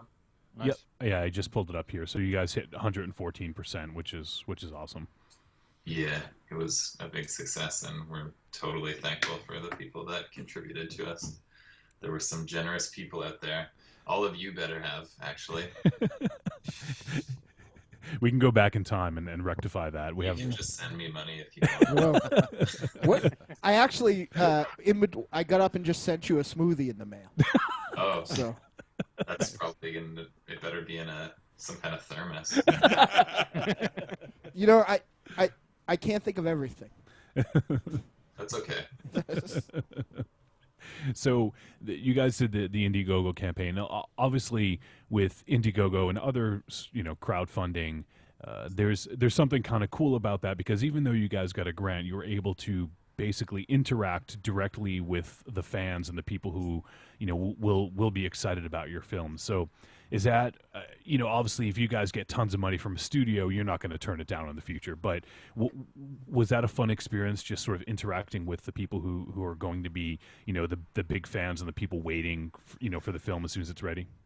Yeah, well, it definitely felt good because we didn't really even expect to hit our goal, and the fact that we exceeded our goal is amazing, and just proves we should have made a higher goal.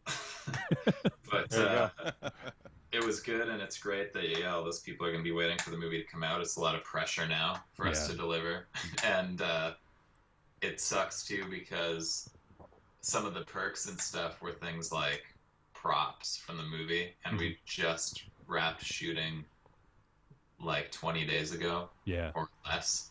So some of them haven't been delivered yet, but it will be delivered. It's just we were delayed. Like I said, everything going wrong. That's the world of film. Sure. Independence film especially, I'd say. Yeah. What, Independence Day? Is that? Yeah, Independence Day had a lot of trouble on that one too. Probably the best independent film. Yeah, it's true. It was even in the title.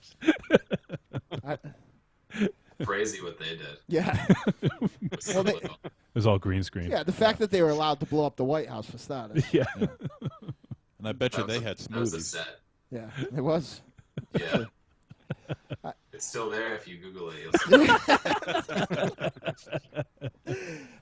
I have a question. I'm a giant, I love, part of what I love about doing this podcast, being a part of the band who this was the genesis of this podcast, and everything else is collaboration. But I also know, after working with some of these guys for 20 years on some things, that it's not always easy. Especially on, say, Father's Day, where I don't know how much of that any of you had done. I know you were all coming from your own projects and stuff like that when you made Astron 6 and Father's Day being the first feature. What was kind of writing by committee like that like? I find writing by committee easier than writing solo, just because it's always easier to have people to bounce the ideas off of, and just to have them confirm that your ideas are good, at least in their opinion. Just like I find directing as a team is easier, at least with one other person minimum, because it's just good to be like, do you like this? Yeah, it looks good. And then you're like, okay, it's good because two of us say it is. Right. Nice. Do you find things get crazier or less crazy when you're writing together like that? They definitely get crazier. Yeah, I bet. As far as I bet. content goes, and the more we try and punch up a script, the more ridiculous ideas we throw in that we usually end up regretting because of how hard they end up being to shoot. Like, why did we have to add someone's face getting ripped off to this scene? Right. Now we need to pay for it. Right. Or the father raping, because not many actors are going to submit to that. No. Yeah, exactly. True. But we find them. The father at the beginning of Father's Day, who from my understanding had no previous acting experience at all, and he was just outstanding in this film. He really sold the pain and the punishment that he took of a guy getting raped. Well, I mean, you didn't check his IMDb far enough because he had 20 years of being did he? raped experience. Okay, all right, I suck. I thought he didn't have any He experience. was on the Broadway production of I Spit on Your Grave. But oh, sorry. So Billy Sadu you speak of. Yes, that's Billy Sadu, yeah. Yes. I'll let you in on a secret with Billy Sadu, and that is that he does have years of acting experience. He does. He was phenomenal. He was absolutely magnificent in this film. And that brings me to another question. The acting chops that you guys have in the films that we have seen so far are definitely above par. It definitely is what sets you guys above from, I guess we'll say, other sort of famous independent companies that will not be named right now. Like, you guys are all great actors. Like, you're thinking Trauma. No, I'm not. I wasn't going to say that though. But so I'm thinking what acting backgrounds do all or any of you guys have? Well, Steve and Jer have none, and that's why they don't often choose to go in front of the camera. But they're both in Christmas, and they're both funny in it. And I think that Jer does some good stuff when he acts, and Steve can be funny. But Connor and I have been acting since we were kids, just not in any way professionally, but like community theater and stuff, and taking acting classes. And we both took acting classes in university. And although I do find that there is no real way to teach acting, and I by no means think I'm an amazing actor, but I do think that the best way to learn how to act is to act. And then see yourself act, and then be like, well, that sucked. How can I do better? And Adam has no acting training whatsoever, and I find that he's the strongest actor in the group. So there you go. There's proof right there that there's no such thing as learning how to act. Other than to do it. He basically took his first major attempt at acting when he played Kyle Laniska in HIZ, and we were all blown away by how funny he made that character. And we would all also love to actually be able to concentrate on acting in one movie because it's always like the last on the list after we've stressed ourselves out to the max, setting everything up, and like everything's gone wrong, and then it's like, okay, just get in front of the camera and say your lines before we get kicked out, or whatever is going on that day. Yeah, I'd have to say that Adam Brooks as Ahab in Father's Day was one of the best performances in years. It's so fantastic. Yeah, he's good. Yeah, it's good stuff. Again, in an independent thing, like he kind of had he certainly not kind of had like a lot of like did a lot of different stuff in that movie too, like range wise, you know, like I'm thinking specifically about like deliveries, like when after he spoiler alert kills the fake fuckman.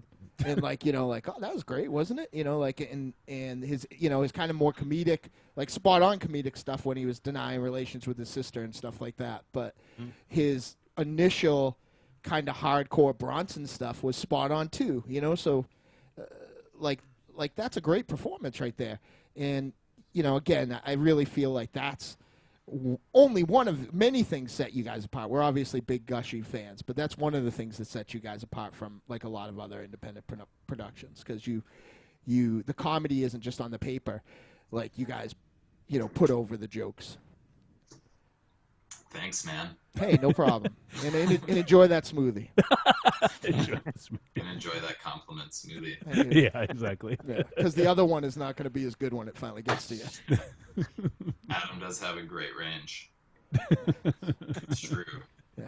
I find funny is easier than not funny, and I haven't really tried not funny too hard. But maybe one day. Yes. So, have you, obviously from the work that you guys have done, it's mostly stuff with Astron 6. I think Steven and Jeremy have been doing some work on TV and with the special effects, I believe, right? Is that correct? Yeah, Steve's been working on all kinds of stuff. He worked on Hannibal, the show. Yeah. And he worked on the Eli Roth movie Clown, which he really underplayed when he told us about it. And then I was like, this movie looks pretty fucking good. Yeah. And yeah, they both worked on Pacific Rim. Jer does graphic design stuff for movies. Like he'll graphic design in the art department, so the stuff that appears in the movie. And yeah, they're both super busy doing that stuff in Toronto. Jer worked on Total Recall, and he's working on some Adam Sandler movie right now. So that's it's crazy. Like, I mean, obviously you guys are all talented, so you know, I imagine. I mean, who knows? Astron 6 may scatter to the winds because everyone will want you guys to be in their their films or productions or whatever. Don't say that. Well, I'm not hoping it, but I'll hold them hostage in that dusty basement. Then you won't go anywhere. I think that, and I think and I hope that no matter what happens, whenever we're involved with films, that we have creative control over, Right. like the editor or whatever may happen next, that will always involve one another. And I would love to be in this Adam Sandler movie. Unfortunately, Jared did not cast me. What a but dick. he was not in charge. But like, put in a good word, buddy. Yeah, really, man. Well, if it makes you feel any better, many, many years ago, I was worried that our talents were going to break us up and we weren't going to be together. And look how that worked out. 20 years later. Yeah, might as well start a podcast, I guess. We'll just do that. There you go. There you go. If you ever need any pointers, let me know. What not to do. Yeah, exactly. So let's talk a little bit about the editor, because I'm really excited for this film. So you guys just wrapped shooting. Now you're in post-production hell, as you stated. Where was the genesis of this idea? Where did this come from? Obviously, I assume you guys are big into giallo films, and we know the comedy stuff with you guys. So what was the genesis of the editor? Well, yeah, we are big fans of giallos, and obviously there was some giallo-inspired lighting in Father's Day, and very much so, and basically it started similar to Father's Day because Adam, I think, was editing Father's Day or had just finished editing Father's Day and was losing his mind doing it, just like he's now losing his mind editing the editor. Irony there. And he just started riffing about the editor, and we started making up like one-liners for it, and he'll leave you on the cutting room floor and stuff like that. And then it kind of died off for a while. Talked about how it'd be a giallo, and then Rue Morgue, I believe it was Dave Alexander Rue Morgue, was putting together this art show called It Could Have Come From Within, or They Could Have Come From Within, which was an art show of fake Canadian horror movies made by Canadian horror movie directors now as if they'd been made in the 70s and 80s and stuff like that. And they wanted Jason Eisner and us and other people to submit these ideas, and we submitted the synopsis for the editor, and then they had Justin Erickson make a poster, and different poster artists made different concepts, and he made the poster for the editor, which is, you may have seen online, it's this viola with the guts pulled through it. And then we thought, well, we've got a poster. Might as well make it like a trailer to go with it. So we started shooting the trailer and talked more about what would happen and came up with characters and their look, and the editor, by the time we'd written the synopsis for the poster, the editor had the 4 wooden fingers. And we shot all this trailer footage, and then the telefilm micro-budget grant competition came around, and we decided to apply for that using some of the footage as a demo, and we got it through the help of Rachel Talalay, who made Tank Girl and Freddy's Dead and is currently directing Doctor Who. She, oh, wow. She was a fan of ours, and she was my prof at UBC. And thanks to her help, we got the telefilm grant. Then we had to make the movie, and we were like, holy shit. All we came up with is this synopsis and all these random scenes. So just like Father's Day, we had to build a movie around these random scenes. And we've kind of learned that that's a shit way to make a movie. After having done it twice. You guys tend to work well under pressure, though, it seems. Yeah, it may be painful, but somehow it works out to be this freaking magical thing that just isn't like anything else. That pain may be part of the process that results in that sort of that piece of art, I guess. Yeah. And it's kind of a pure thing in exploit. For lack of a better way to put it, exploitation filmmaking. Like, back in the Corman days, like that's how they sell things. They'd have a poster and somebody would buy it, and they're like, "Oh, we gotta write a script now and go make a fucking movie." There you go. Yeah, it seems like the way more and more now that, at least, I don't know how it is in the States, but it seems every Canadian genre movie these days is made trailer, poster first, movie second. Really? because there's these movies like Wolf Cop, Hobo with a Shotgun, Yep. Father's Day, which I guess was Canadian/American.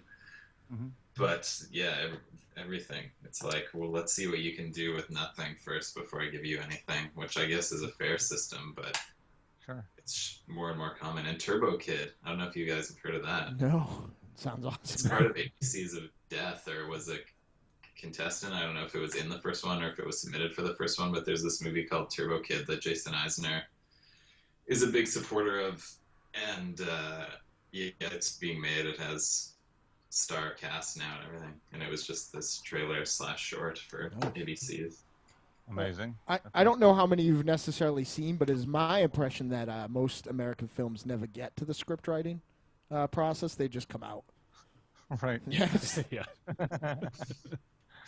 Yeah, it seems like that.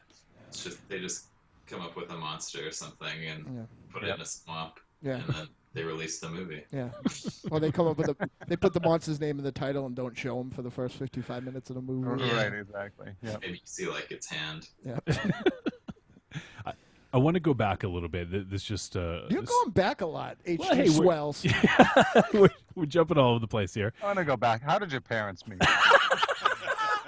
Let's go way back for a minute. Is it the 60s or 1999?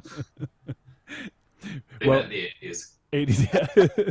So somebody had mentioned trauma, and I have to ask. I think you guys have spoken about this in the past, but what was the deal with Father's Day and trauma, and how was that relationship, and what sort of happened with that whole thing? You're like a shock jock right now. Like That's right, They're yeah. agitating the guest. Yeah. Sorry, so you want to know how it started or how it ended? I guess both. So how it started was Laser Ghosts played, I think maybe a couple of our shorts played in Trauma Dance to begin with, and I don't know that they noticed anything about us from that, but then Adam contacted them about getting Lloyd to do an endorsement for Astron 6, because at that time in our careers we were like, let's just get a bunch of B-list or Z-list. Yeah. Z-list, sorry. That was a very Canadian pronunciation. We're with you. To endorse Astron 6, and he contacted Lloyd, and they were like, yeah, he'll do it for $500. Ooh. I think maybe it was talked down to $500, but Mm-hmm. he did it, and then they were like, oh, checking us out. Maybe you guys would want to release your shorts with us. And then we were like, yeah, okay. We'll sign everything away. And, and then they were like, maybe we will produce a movie for you for, how about you make Father's Day? We've seen this trailer. Yeah. It looks great. We'll give you $5,000. And then Adam said, no, we would like more. How about 12? And they said, we'll give you 7, I think. And then Adam was like, we can't do it for 7. And they were like, okay, fuck you. We're out.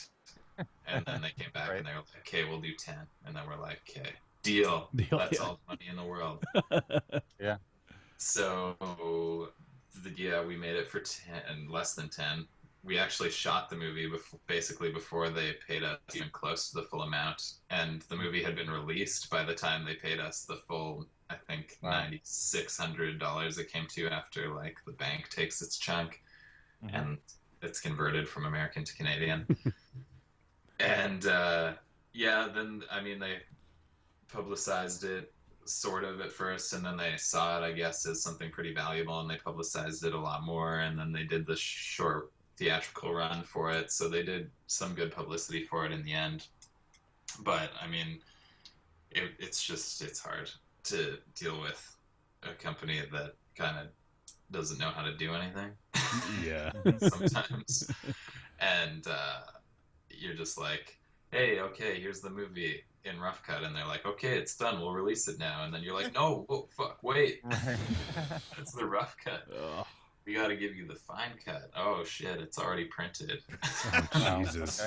Oh man.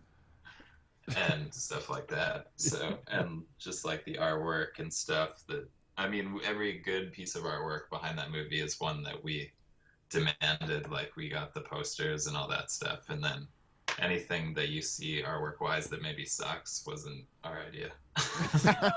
It was just like, hey, intern, Yeah. make us a wicked DVD menu. For free. And the intern's like, I will do anything for you for free because I want to be in the movie business. And then they make a shit DVD thing and they're like, oh, cool.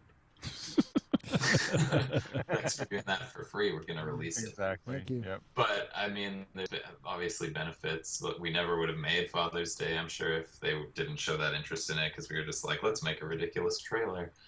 And Troma does have a following, and by us releasing a movie into that following, it certainly helped us get off the ground. And Manborg was actually made before Father's Day.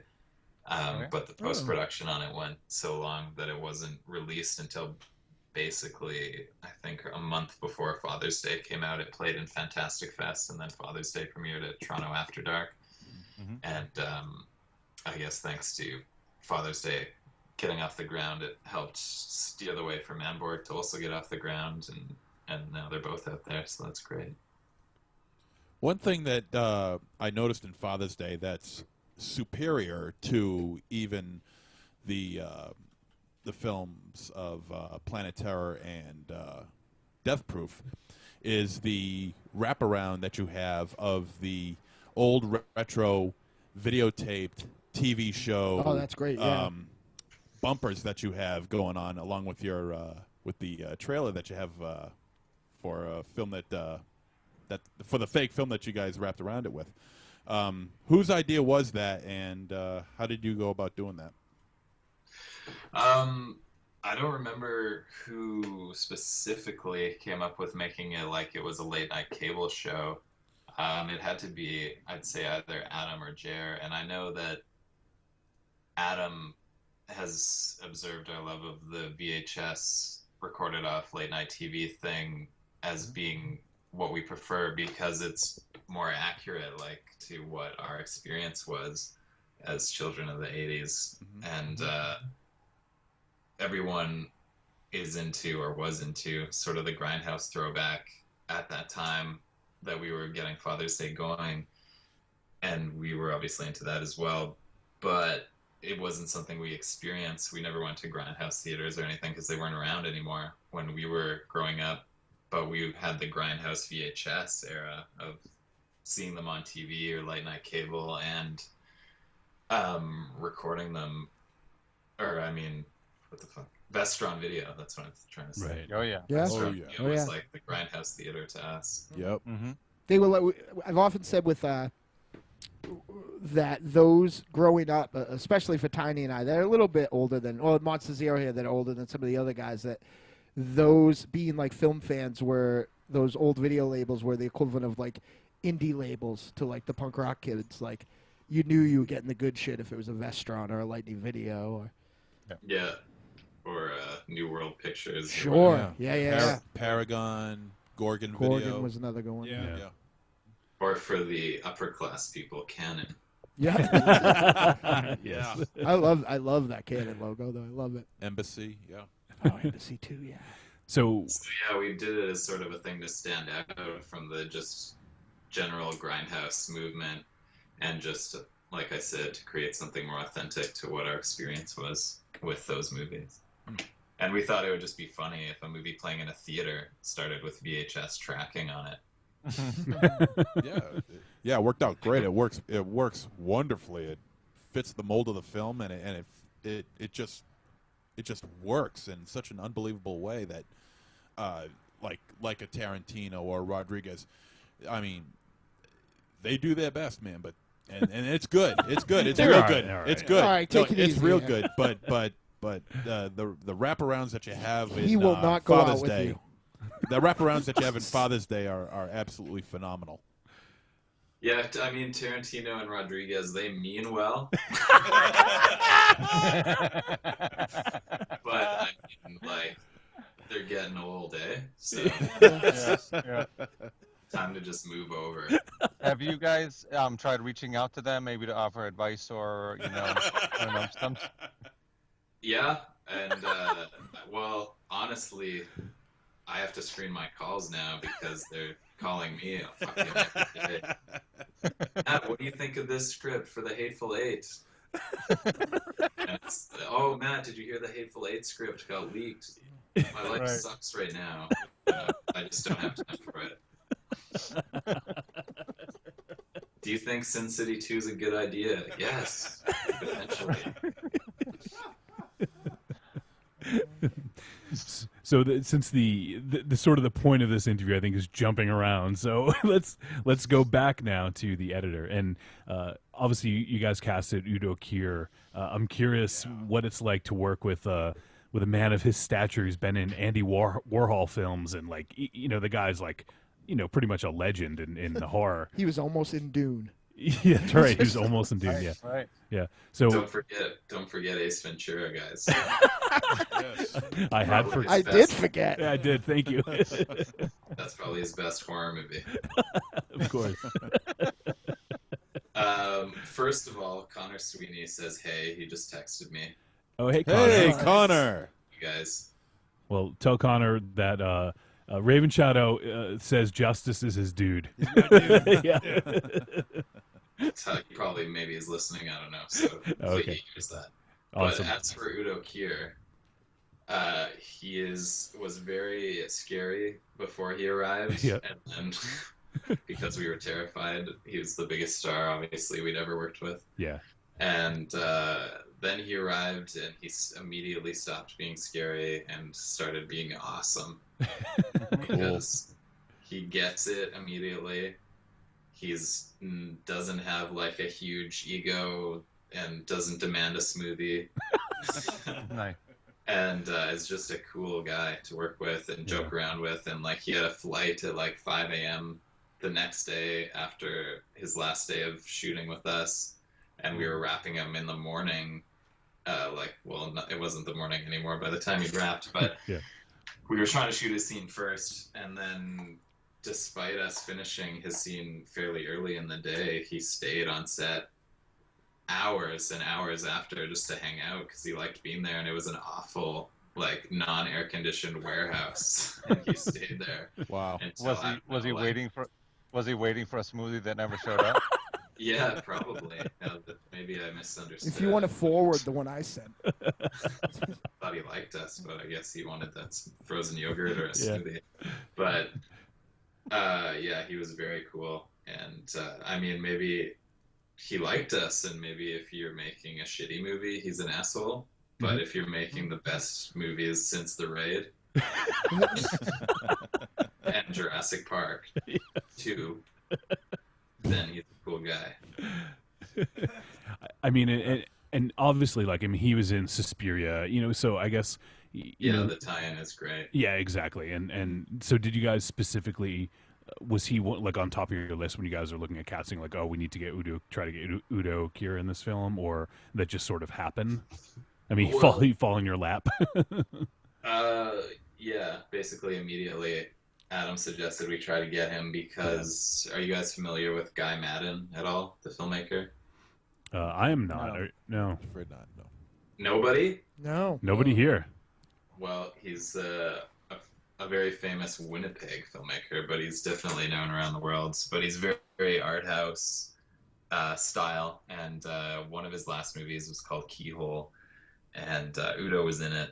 And we've sort of gotten to know Guy Madden through being Winnipeggers, and we sort of asked him. He helped us he helped us get Billy Sidhu actually in Father's Day, but he's a good guy to go to when you're looking for a cast, and he hooked us up with Udo, and then we talked to Udo, and Udo was interested, so we got to talk to Udo's agent, and then it happened from there. But yeah, it's great, and he plays like a psychiatrist or something in Suspiria, right? He's dubbed ridiculously, I know. Yeah. To not have his German accent. Right. Yeah. And so we gave him a similar role in our film, which is cool. So he's back. He's gone full circle back to Giallo. You guys brought him back. This is like, yeah. He's like, no more getting cut out of Rob Zombie films for me. Yeah. Yeah, he was pissed about that. He said. Because he's only been in 213 films according to IMDb. Yeah. It's ridiculous. Sounds about Do they credit him in Zombies film or no? I don't see it on here, so probably not. Oh, God, no wonder he's pissed. Yeah, That's true. It should be 214. Could be 214. Yeah, Devin. Exactly. So, I mean, obviously, that's really cool for you guys to be able to work with someone like Udo, and it's also awesome that he was such a cool guy and like just enjoyed being on set and enjoyed working with you guys. And Yeah, we would love to work with him again and give him a bigger role when we have enough money to keep him for more days. well, I'm predicting it right now. The Editor is going to be the top grossing film when it comes out. If it's this year or next year, it's going to be the top grossing film. Above everything. Yes, Yes. ever, Holy shit. not just the world, like not just the year, but ever. Holy shit. Yeah. This is crazy to hear. Yeah. I'm going to quit my job now. Yeah. I have a couch if it doesn't work out. Don't say that. I quit my job in hopes to be part of your entourage. Well, why not? If it's the highest grossing movie ever, Right. it's a lot of money. Nice. He's got a smoothie maker. That's Yeah, one sure. thing. So I guess that brings the question: when do you guys have a date in mind? I mean, obviously, I know post-production hell, but do you have an idea of when we might be able to check out the Editor?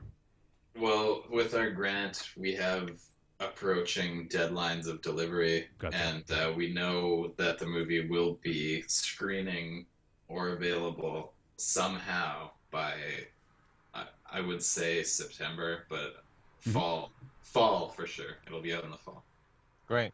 Awesome. Yeah, I'm excited. we'll certainly If you have. a film festival where you are, it'll be playing there. Nice. Sure.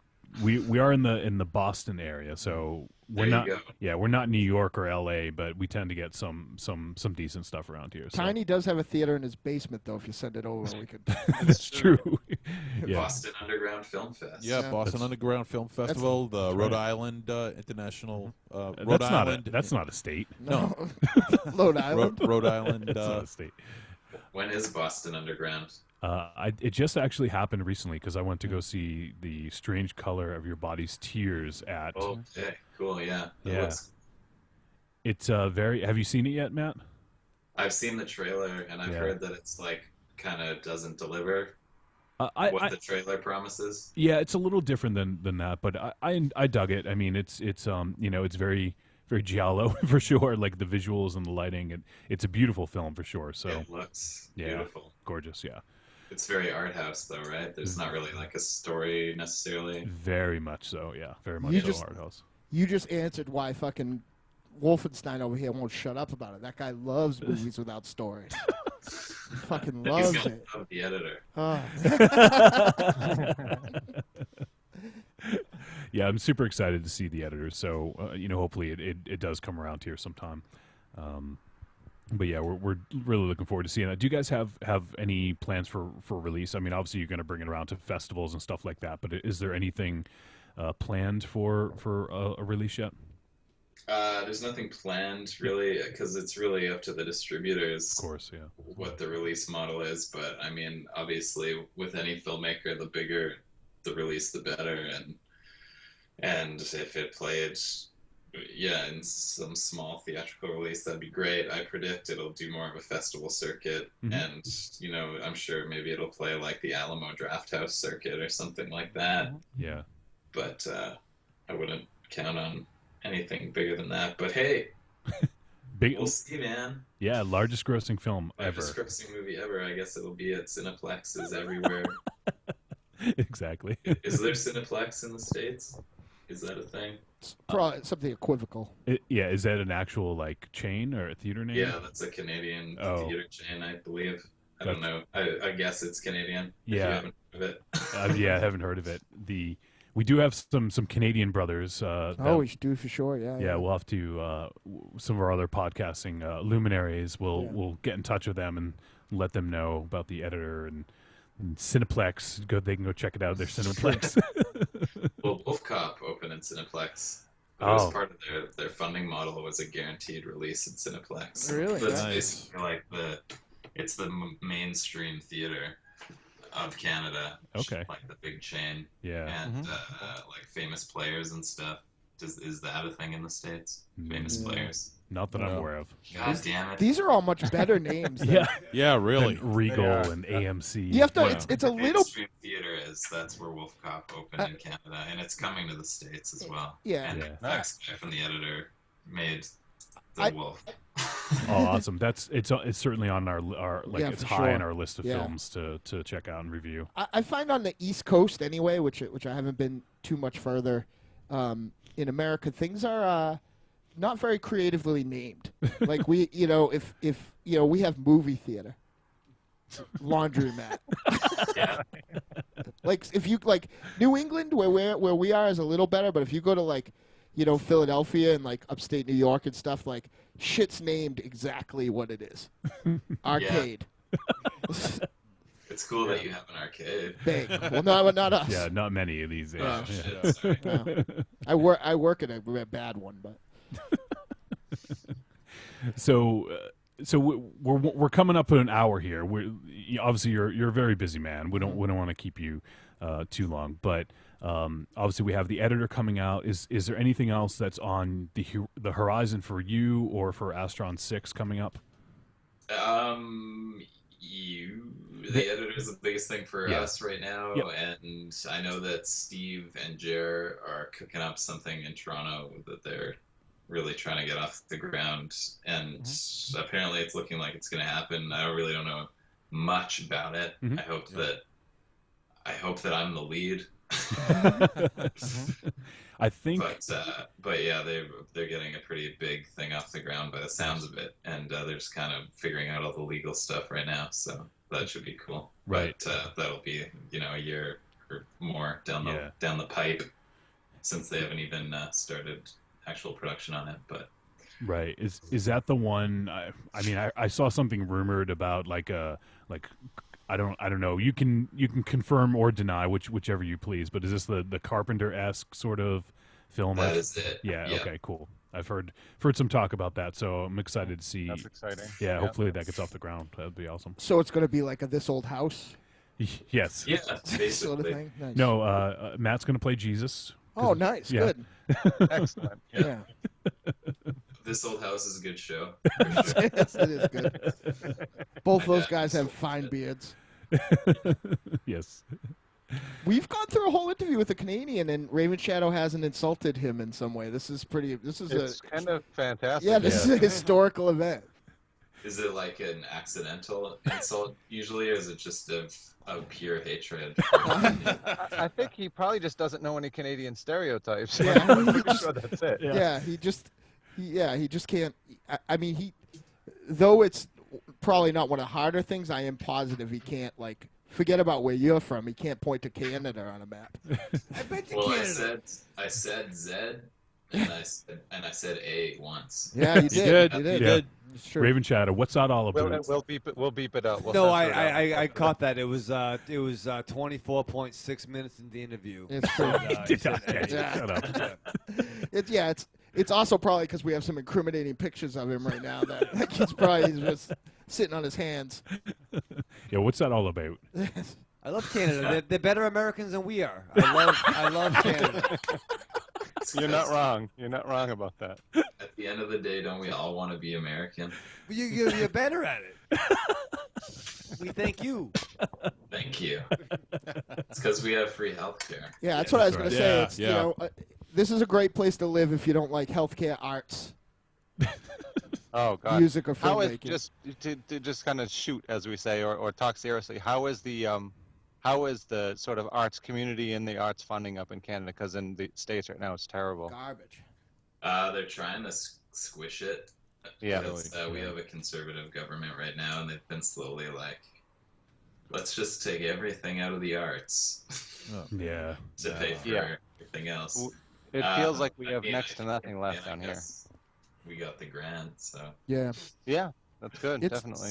so there's that. It wasn't a big grant, but better than no Better grant. than nothing, yeah. Yeah. Better than crawling back to Uncle Lloyd. Yeah. For another 10 grand, maybe. Yeah, exactly. Well, it's bad. It's bad everywhere. So Yeah, the economy's in the toilet, I hear. Yeah, it's true. This is great. We're talking politics and real like hot button topics right Yeah. now. This is awesome. Real hot topic. It's the damn liberals. Yeah, Raven Shadow. It's true. Obamacare, fuck you. Now we're getting something. It's true. So, anyone have any final questions here for our fine guests? No, nothing in the chat room over there. They've been quiet. Have they been quiet the whole time? Enthralled. They are enthralled. They're talking about Canada and this old house. Nice. So, all right. Well, let's take this opportunity to wrap up then, Matt. We really appreciate you taking the time. I know things are a little crazy with the editor being in post-production hell, and we're obviously big fans of what you guys have done, and I think it's clear. I think actually we spoke with somebody. This is actually way back on episode 50. We talked to the head writer, who also is in Canada, for Far Cry 3 Blood Dragon, which was a video game. Not sure if you're familiar with it or not. But I'm familiar with the video game Okay. that ripped off Manborg. Exactly. I was just about to say. So, I was just going to state that it seems pretty clear that Manborg has definitely influenced a lot of media, after its release, because, you guys began working on it with 2011, I believe, and then it came out like 2013. So it's cool that, a small group like you guys, started off just making stuff, and now you've sort of penetrated into the pop culture, and there's other video games and other film directors and stuff like that are taking stuff directly from what you guys are doing. When you talked to him, was he like, "Yeah, this is based on this movie Manborg.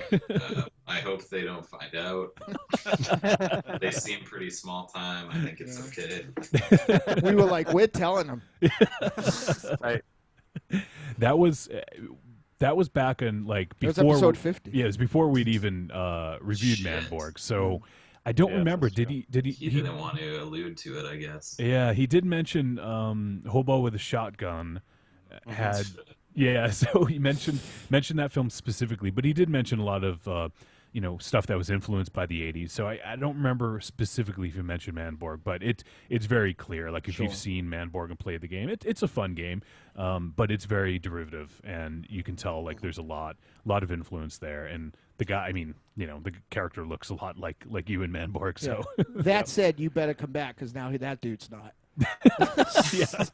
He won't talk to us again. Yeah, you won't talk to us again. No. Hey, I'm going to talk to the people on that are here live, and the people that are going to download this on Friday morning. I will rep for everything that Astron 6 has done, because it's awesome. But honestly, above and beyond, I can't imagine that anyone that enjoys this show won't enjoy Manborg. Go grab it right now. You'll love it. Help out people doing awesome stuff. But I know you hear me say that spiel all the time, people. But I am not kidding. You will love Manborg. If you love what the fucking around. Nope, I'm not. My pants aren't even on right now. If you love what we do at So Trick or Treat serious. Radio and the Deadites, you'll love this movie, because it's sucking from the same giant tit that we are of awesome. So we just had they're much more awesome though. On our Facebook page, we were notified that one of our listeners just watched Manborg for the first time and bought it. He bought it, and he said 12 minutes in, he is absolutely hooked on you guys. Yeah. We got one person at least in the world to buy Manborg. That's right. So. One person. One more. That's right. Every bit counts.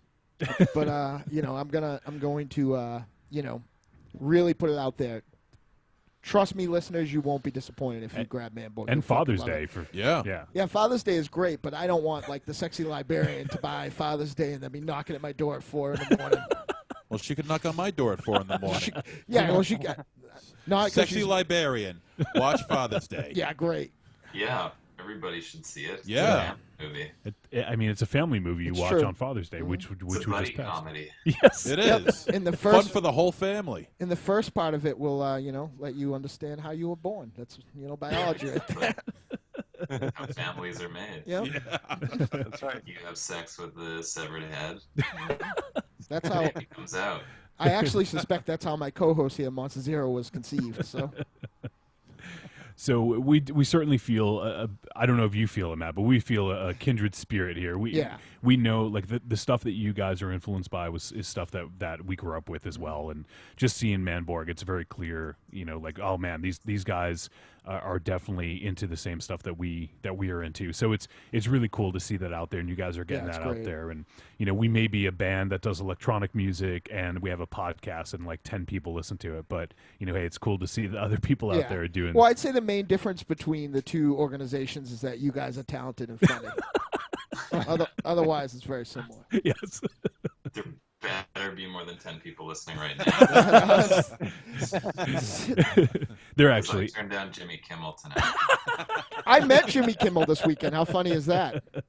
Legit He met asked him. about like how I was doing your show instead of his. Yeah. No, he didn't. Okay. He hit me right. He hit me right in the spine with a saxophone. It's an absurd story. Wow. Well, we not like in some sort of a deathmatch environment, just because I was standing somewhere I didn't belong. Right. But well, we actually just to assuage your fears here, we do have there's at least 10 people watching live right now. Okay. And then 11, including you. Yeah. And then the podcast that'll go out on Friday morning will certainly get out to a lot more people. We just started doing the live thing like about 40 episodes ago. Yeah. But we still put out the podcast, and there'll be a ton of people hopefully that'll listen to it on Friday, and they get to hear how amazing Astron 6 is, and also they'll know to wait in line when the editor comes out. They're going to be the first person in line. They want to be the first dollar spent on the highest grossing film of all time. yeah, they want to be. That's history right there. That's history. And if it makes you feel any better, I didn't even know who Kimmel was, but I quote Manborg all the time. I'm alone in my basement, but Jimmy Kimmel, more like asshole. Good one. And I think on that note, just to cement why what I said about you guys being more funny. Yeah, exactly. Yeah. So Matt, is there anything? I don't know if you want to go ahead and promote anything. If you want to go ahead and promote the social media stuff out there, but if people are interested in following Astron 6 and yourself, let people know how they can do that. Yeah, basically if you just Google Astron 6 or Astron-6, you'll find all of our stuff. There's a Facebook, there's a Twitter, which is creatively at Astron 6. Yep. There's now a Facebook page and a Twitter for the editor as well, which you'll find, I'm sure, if you search Astron 6 the editor, and if nothing else, you'll find our website, which has links to most of that stuff. And our website is either astron-6.com works, or I think just astron6.com works as well. And there's links to buy our movies on there, links to all of our old shorts that started this madness, and eventually there'll be stuff about the editor on there, though that site hasn't been touched since we went into production, basically, so been too busy.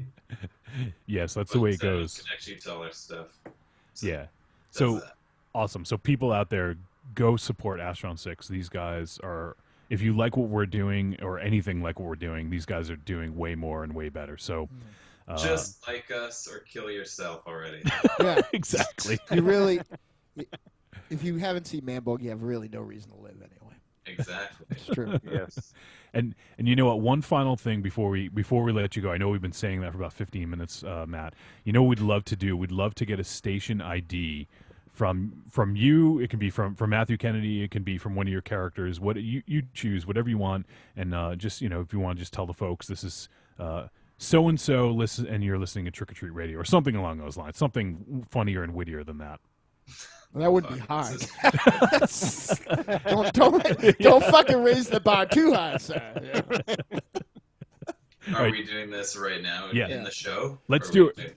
Yeah, let's do it right now in the show. Let's do that. So everyone shut the hell up and let Matt talk. We'll edit it out and put it special. Shut up. Sorry. Okay. I'm just going to go with... Wait, I have to say... I have to say, and you're listening to Trick or Treat Radio, that's the tag? That's the tag, yeah. Okay. This is Matt Kennedy of Astron 6. You might know me as Manborg. You might know me as Father John Sullivan in Father's Day. But what's important right now is that you're listening to Trick or Treat Radio. That was probably the best one we've got. Yeah, we've had R.A. funny. Yeah, we've had R.A. Salvatore. We've had Mike Allred. We've had Larry Fine from the Three Stooges. And that's probably the best one. We had Satan. That was pretty good, that one. Yeah. So, Matt, thank you for taking time out to talk to us in this crazy schizophrenic interview, jumping all over through time and space.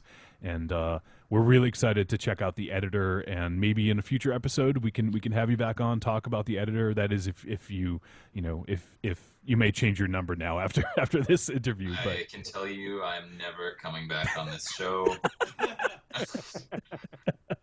Especially now that I did that thing that you just didn't do. Which I will be sending you an invoice for. We'll send you smoothies in return. No, I will happily come back when The Editor's out, and awesome. Nice. I will tell you all the secrets that you don't know about the cast that hasn't been announced. Ooh. Again, hey now. you'll already know, but I'll tell you then. all right, maybe I smell a scoop coming on here, guys.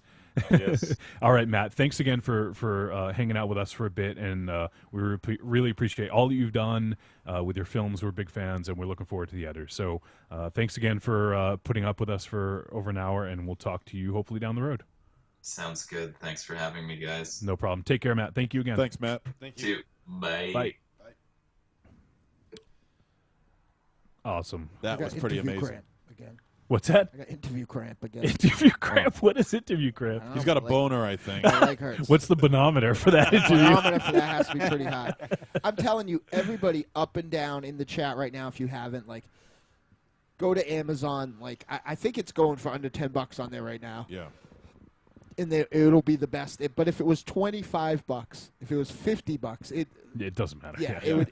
it would be the best $50 that you've ever spent. And if you're a gorehound, because I know not all of you are, I highly recommend Father's Day just as avidly. But for the, somebody who's maybe my Grammy or the Michael Ravenshadow or somebody who isn't as can't handle it.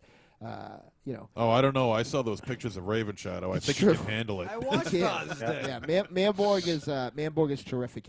You, sexy librarian, you will love it. Michael Ledger, you will fucking love it. Yeah. Rocky, if you're out there, it'll blow your mind right out of the back of your head. Who of our listeners isn't going to have their mind blown by that movie? No one. Every single one of you. one. Yeah. So here's what I want you to go buy that right in our now, wheelhouse. and then send us a picture on the Facebook page of you holding it. Or Yes. the invoice or something, because I've never been more confident that our listeners will like something. Yes. So Yeah, we'll see the invoice, and don't be afraid to show us your address, too. yeah, don't be afraid to show us your address. How long ago did we do our top 10? In January. Yeah, it was January. Which is generally when you do year-end, year recap shows. There you go. Yeah, there you go. So I think at that point, we're on episode the first one of the new year was episode 75. Yeah. Yeah, And so we were actually- 75 in, which means we were far more than 75 movies, and we had a couple that we did 2 or even 3. Actually- and I think Manborg sat on everybody's top 10 list. Yeah. Actually, Father's Day was the first film we reviewed this year. Really? Yeah. And Manborg was the last one from last year. Nice, Yeah. nice. Yeah. So Yeah, I don't think anybody's top 10 excluded Manborg, not that No. I can recall. It's great. I mean, we have a lot of great guests on, and we don't have anybody on here at Trick or Treat Radio that we don't like. We don't have anybody on because, Except maybe me. Yeah, right. Maybe some of us are huge fans and some of us don't, know it maybe sometime. But, we don't have any bullshit stuff on this show. And but you've also probably never heard me, tell you to spend your money. So go out, buy this fucking movie. Your life will be changed. And Patsy Rahal, I only call him that because Ravenshaw calls him that. Yeah, so I like it, though. I call him Patsy. Okay, as long as he's cool with it. But I don't care. I just call him Patsy. He says Manborg is $7.50 and Father's Day is $19.95 Blu-ray. Yeah. Worth every penny. Yeah, both of those films. Yeah. Manborg is under $8 for Patsy. Blu-ray. Yeah. No, Oh, I don't know. No, I don't think it's out. It's on not Blu-ray. on Blu-ray because they only filmed it in Oh, it's on standard- DVD. Yeah, standard def. Patsy, you will love both those films for sure. Oh, that's right. They filled us in and sent to death. That's right. So I remember yes, now. but like it is the most quotable film in the last 10 years. I'd have to say. Yes. Like, Oh, Manborg? Yeah, not at, Yeah. like I have to say at my job when no one knows what I'm fucking talking about, when I'm irritated at something, I will say, "Broken game, more like asshole." More like asshole. I use the shenanigrams line all every the now t- and then. all the fucking Pretty time. fancy shenanigans you pulled back there, man. Right there. Yeah, Justice, man. That guy's It's the fucking. shit. It is a fucking terrific, and it's short. You know, It's an like, hour yeah, long, It yeah. is Yeah. fucking awesome. Really? And, Like you watch it and then you start it again and watch it again. If the- like if- you watch it twice in a row. if how fucking cool and funny that interview just was didn't sell you, I am fucking telling you, buy this movie right now. Show us the invoice, and then within a few hours or however long it gets to take you, you're gonna send a message that says, "Dynamo, you're not often right, but this time you're fucking right." Yeah. I think everything. Hello, who's this? That guy's awesome. Yeah, I it's love the fucking terrific. Baron. So, all right. Well, let's cut to a break, and we have a lot more voicemails to get to. That's probably going to be the end of like right up till the end of the show. We have felt fiction too, I guess. Oh, we do have felt fiction. Yeah, oh, yeah. my God. Big surprise coming up. I do Wow. have felt fiction, so if Pantaphobe is listening out there, I got some felt fiction coming up. That's not all that's coming up. Hey now. All right, since this is episode 100, I'm going to go ahead. I'm going to play an old school promo for one of our favorite shows that's no longer around, unfortunately. For my dead homies, I'm pouring out some Yep. something. Pouring out some iced tea. Some iced tea. So I'm going to go ahead and play that because I love any opportunity to play a Mill Creeps promo. So our boy CDR, our boy DRA, Death Rattle Aaron, their old show. I believe the episode is still available, so go check them out because Yeah, it I was think so. awesome. So let's go ahead and play a quick promo, and we will be back to play more voicemails. Yes. Me again. And I'm back. Hey there, boys and girls. This is Maverick New York filmmaker Abel Ferrara, director of such films as Driller Killer, Miss 45, Bad Lieutenant, China Girl, Deer City, and 9 Lives of the Wet Pussy. When I'm not out power drilling hoboes, smoking rock cocaine, hanging out with Bruce Willis, when I'm not doing that, I'm listening to The Milk Creeps. It's a podcast, whatever the fuck that is. They covered my movie Driller Killer on their very first episode, so they're obviously sick fucks. If you like that kind of thing, check them out on Facebook or iTunes. Yeah, they're called The Milk Creeps. All right. For more information, go to facebook.com/milkcreeps, milkcreeps.libsyn.com, or look up The Milk Creeps on iTunes or Stitcher. Hey there, this is R.A. Salvatore, call me Bob, and you're listening to Trick or Treat Radio.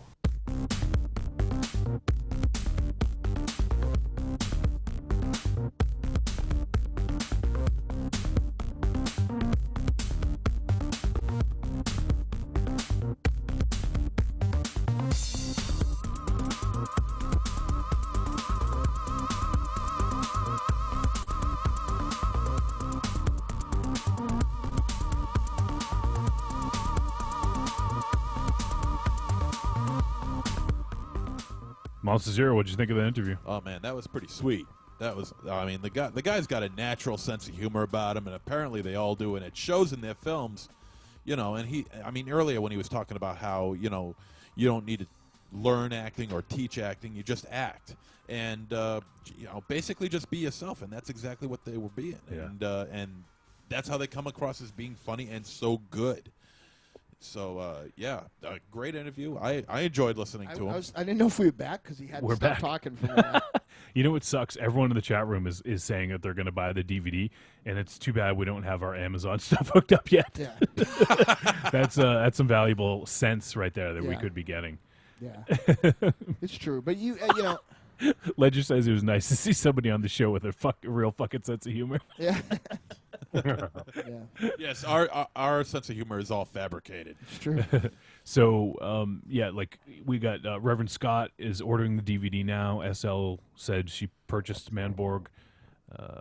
So, yeah, lot awesome. Thanks for doing that, guys. 'cause Nice. Thank you, guys. Those guys are awesome, and they're right in your wheelhouse, I'd say. So, all right, let's go ahead and play some more voicemails. We got a lot to get to still. Yep. Let me see where we were. I don't want to play. Okay, here we go. So here's the next voicemail. It's by one of our friends hanging out in the chat room. Good evening, Trick or Treat Radio folks. I just want to say congratulations on 100 episodes.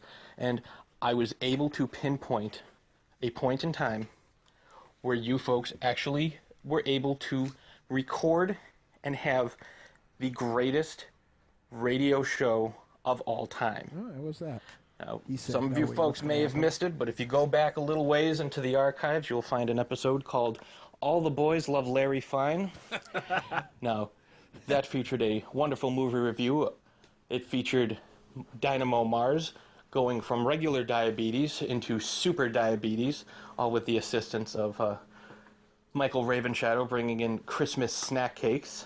And if you're wondering what super diabetes is, well, it hasn't quite been classified yet, but even Wilford Brimley can't understand what it means. It featured a wonderful rendition of Larry Fine by none other than Monster Zero. It featured Tiny White on the vocoder singing songs of praise for the actor. You folks know him from the Sherlock Holmes TV show, as well as the latest Star Trek movie, Benedict Cumberbatch. And I forgot about that. It had the one element that was missing from every single other one of your shows, the one thing that made it absolutely perfect, and that, of course, was my presence.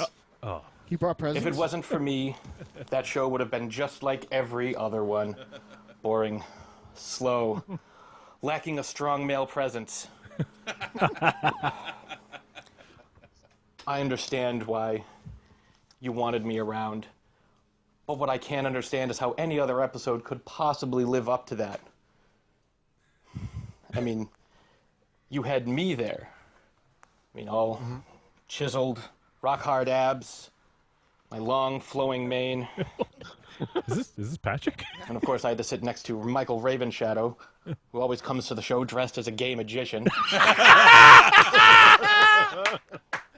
feel like I got secondhand lung cancer just from sitting next to him. I have sixth hand. I'm rambling. I just wanted to say that you folks have done a fine job. And even though I haven't been on every episode, which would have been completely impossible because you cannot top perfection. It's true. I just want to say that I've enjoyed the ride. And you folks are doing a damn fine job. Keep it up. I look forward to seeing the next 100. Nice, thank you. Aw, thanks, Patsy. Yeah. You know what my favorite part about Patsy is? What? His wife. That's very true. Yes. That I totally forgot about the Benedict Cumberbatch. I Yeah. wish I had. I wish I had that said queued that. up. Patsy. And it's funny because normally he could go back and do it, but now he's in Japan and he can't. Plus, he has a vocoder in his car. Yeah, I don't. Oh man, what? Okay, it was episode 68, as he said. I'll see if I can. I don't think I can pull it up, but it was a long episode, 3 hours. But yeah, that was a real funny thing. So cool. Thanks for that, Patrick. Thanks for leaving us a voicemail and leave us your thoughts. All right, let's go on to this next one. It's actually 2 parts. Let me go ahead and play the first part of this voicemail. Hey, weirdies. Welcome to the 100 Club. Yep, got me about 100 trains photographs. I got about 100 train photographs. So welcome to the club. You got 100 podcasts now. So that's weird. Just don't take it for granted, okay? Okay. I know so many people who get 100 things and then just don't appreciate it. Don't get big-headed. Raven Shadow. Stay true to yourselves, This is for you. okay? And just be you. Yeah, Raven Shadow. Just be you. It's like, if I see a Burlington Northern, I'm not going to say, hey, there's a Union Pacific. No, what the fuck? Just be the Deadites. Just be Trick or Treat Radio. Like you've always done. From episode 1 to episode 100. 0, really.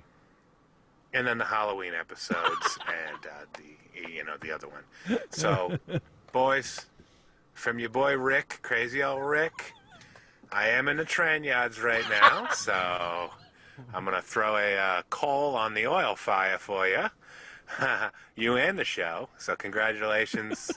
I could not have gotten through so many hobo conventions and rail rides without you. You're wonderful. Thank you. Oh, he's crazy old Rick. Raven Shadow, you paying attention? No. That was good advice. But there's a part 2. Let's see. I guess maybe you forgot something. Oh, part 2. I also forgot about this, fellas. Congrats again. I met my old lover on the street last night. She seemed so glad to see me. I just smiled. And we talked about the old times, and we drank ourselves some beers. Yeah, still crazy after all these years. Oh, still crazy after all these 100 episodes. Congrats, fuckers. Love you. Aw, that was sweet. Crazy old Rick. Maybe we should get him do a cameo on a Deadites album. Maybe. I think that was Raven Shadow's first full show when Crazy Old Rick was on. Could that be? I don't know. I don't remember. I think because I remember we talked a lot about Sons of Anarchy and maybe Dexter. It was before Game of Thrones, I think. So the boring Game of Thrones. Those are the Is shows. that your favorite show? I don't know. Shows to You don't know? What's wrong with Raven Shadow? I feel like you're upset. No, I'm good. No, you're not good. I think something's up. Blackmail. Let's go play another one. How about that? You guys ready for another voicemail? Mm-hmm. Okay. Night Cadre by Robert Hunter. No one in sight. Only the sound of hooves and horses, clattering wind, broken bones and harrowing cries, trumpets blown by fleshless lips, choir of arrows shot out of the dark, striking targets that gasp and fall. All is sonorous silence now, full breast of battle rung, gluttonous moon in a sated sky, depleted stars subsiding in scant light of encroaching dawn. Cold weight of helical chains link the field of battle to the arms of a fetal sun reaching to embrace blood-damp earth, drawn like a thirsty cup to the lips of morning. The fuck? Who was that from? I think I know who it was because I can hear that clicking in the background that I always hear during his voicemails. Interesting. Uh-huh. You know what you missed while you having a smoke? It was a lovely recitation. Is that a big bunch of the chat room bought Manborg Raven Shadow? Yeah. We're not getting a cut of it either. No. Rocky says, fleshless lip trumpet blowing in wrung breasts. Patsy says, the only thing creepier would have been someone speaking Latin backwards. And Ledger says he'll be doing poetry every week just to class up the place. So is that a preview of the new Soul Coffin record? Is that what that I is? don't know. So I believe, I'm not positive, but I believe that was Tom C. Oh, nice. Reciting. That's quite feasible, yeah. We're reciting some poetry for us. So He has a good radio voice. too bad he's got that horrible clicking in the back. Well, that's his neck, actually. Oh. That's how we talk to the girls on the 900 numbers, too. Yeah. Exactly like that.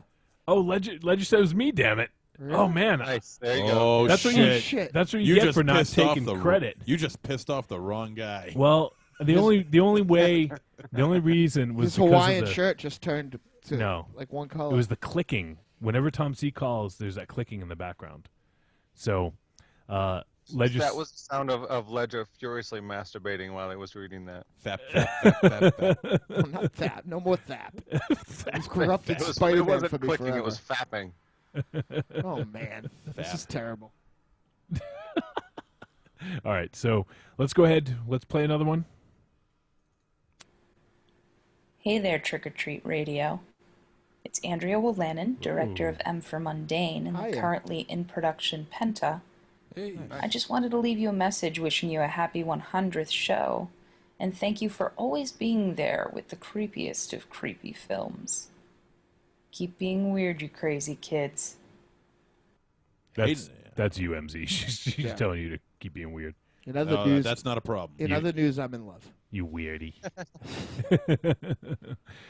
She's awesome. That was a she's good connection. terrific. Yeah, to it make. was- She's awesome. That short was awesome. Yep. Mm-hmm. There's a super foxy picture of her right now on Facebook holding a ham. That's pretty. Holding a ham? Correct. Oh, okay. Patrick says that was a great interview. I don't know if he means the one tonight or if he means the Andrew Wolanin one. Oh, with Andrew. Okay. Yeah, that's great. Yeah. This is not a voicemail. But I will say we've been trying to get the Soska sisters on, and it just hasn't happened. I don't know. They're super busy. They're already like working on their next film now. Are you going to tell us it's an email from them that just says we're not coming on? No, it is. It is. Fuck you guys. It With is a big middle finger. It is an email from them, but it's not to us Really? specifically. Uh-huh. It's just like a form It's a email? mass. Yeah, it's a mass mailing. But Yeah. I figured I'd just read a little bit of it. They're talking about their upcoming film. This is greetings from the Soska sisters. We want to first and foremost thank you most sincerely for your gracious support. It truly means the world to us. As you may or may not know, but certainly should know, we are going to camera this Monday, June 23rd, which was yesterday, on our second studio film with WWE Studios and Lionsgate. Not only is it our absolute pleasure to be reunited with two studios we adore and to be brought back by WWE studio head Michael Luisi, it's an honor to be trusted with our first venture outside of horror. Our new film, Vendetta, will be our first action film, and it will be epic. You know what's funny is we actually tweeted at them and they were actually asking for recommendations for action films. I don't know if you remember that. Yeah, I do remember. Yeah, like months ago. So we actually, I think we helped them out.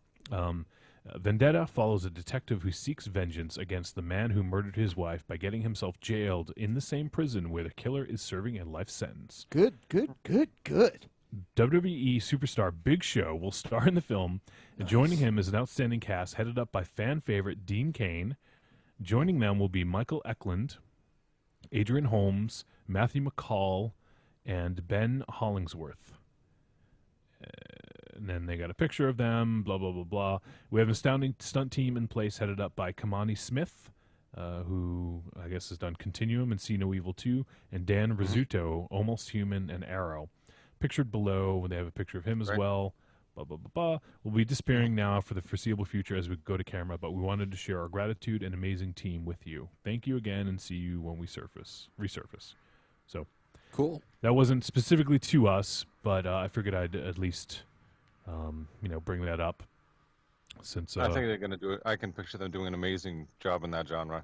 Yeah, it should be real cool. So that's very cool. I guess since I'm doing an email, we got one other email. I might as well read this now. It's from our boy Rocky, who's hanging out in the chat room. Rocky says, hello guys from the Great White North. Just wanted to congratulate you on 100 episodes of your podcast. I used to listen to a few. Now I only really make time. I used to listen to a few. Now I only really make time for 3, and you guys are definitely one. I came late to the party, somewhere around episode 70-something, I believe. But hey, better late than never, right?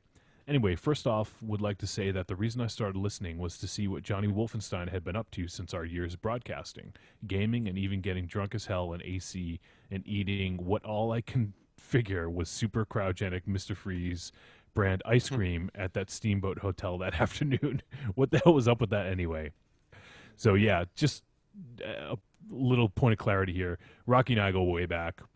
Not as far back as the Deadites, but Rocky and I go back to like the early 2000s. We used to do broadcast on a radio station, and Rocky was the station manager, and he's a real fucking stand-up dude. That's why I always say my boy Rocky, because Rocky's the fucking man. So, and we did get to hang out only once. We went to Atlantic City for a show and debauchery. It was a fun time for sure.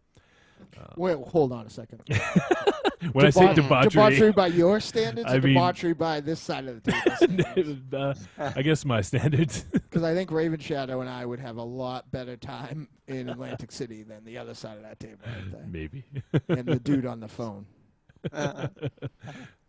Yeah, Tiny, what would you do at Atlantic City? What's Atlantic City? Okay, fair enough. So let me continue with the email.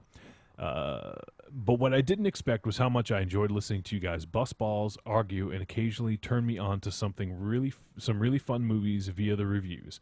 I have to say, it's been a lot of fun listening and watching and even learning. If you can believe that, technically you guys are educational, and you and your listeners keep me entertained on the fib. Anyway, I hope you guys have continued success and wish you another 100. And remember, children, Bombaleo douchebags. Rocky. That's pretty good. Yeah. That's awesome. Thanks, Rock. You're the fucking man. You are. I And- love you, dude. Yeah. You know, it's very seldom that Rocky posts something on the fib, and like, it's not. You know, I'm not right with him there. Like his opinion. Mhm. Me and him are on the same wavelength, which, you know, it's probably not something he's actually proud of, but you know, Yeah. it's true. He says, "Nah, you guys are awesome. So enjoy the compliment. Thanks, Rock. Except Hawkeye." Jesus. Hey, Hawkeye. Oh, Patrick says Benedict Cumberbunch is 3 hours and 3 minutes. So maybe we'll have to play some voicemails Well if there's played, time. Patrick. Yeah, thanks, Patsy. I'll see if there's time, and we'll try to play that at the end. So let's go to the next voicemail and see what this one holds. Breaking news about things you didn't know you needed to care about until we sensationalize it and shove it down your throat. This is Candy Cornhole reporting live from the scene of what eyewitnesses are calling a giant robot attack. Here's what some witnesses claim to have seen firsthand. I couldn't believe it. We were playing hockey when a big-ass robot just started attacking Joe, our goalie. I think the robot was racist or something. He made some comment about Joe's being small and white. Anyways, he just started face-fucking Joe. Popped off his goalie mask, started skull-fucking him in the eye, turned him around, and him right in the ass. That shit was really f***ed up. I was just out for an evening stroll with my championship sheepdog when all of a sudden I heard bang, bang. I look around at a big-ass robot looking down at me. He said something like Charlie Wolfenheimer and then proceeded to stick his big man right inside my dog's that goddamn dog so hard, I was like, man, what the f*** you doing? That motherfucker just kept get to the motherfucking eyeball, just popped right the f*** out, man. Oh my. His eyeball popped right the f*** out. I'm here with Major Richard Bagg of the local division of the FBI. Hello there, Candy. Oh, no. You just cute as a button. Even cuter than on TV, I tell you what. Anyway, you can just call me Dick. Anyway, yeah, it seems like we got ourselves a little situation brewing downtown, and well, bad news is we ain't figured out how to stop them yet, but the good news is we found out who's behind it. It's a group like to call themselves the Deadites. Oh, hey. I see. Who or what are these Deadites? Well, they're a media savvy, consider themselves musically inclined group, or well, I guess you could call them terrorists. Yep, they're a terrorist organization, you know, Yeah. much like most of them, they're hell-bent on world domination, right? Well, kooky terrorists, man. Anyway, hey, Candy, you mind if I say hello to my grandma? Hi, Granny Isaac. We're gonna be coming to see you real soon, honey. Oh. But listen, don't everybody freak out. Don't worry about it, because I'm here to tell you. If the Deadites plan on doing something, they're gonna have to get through one major dick bag to do it.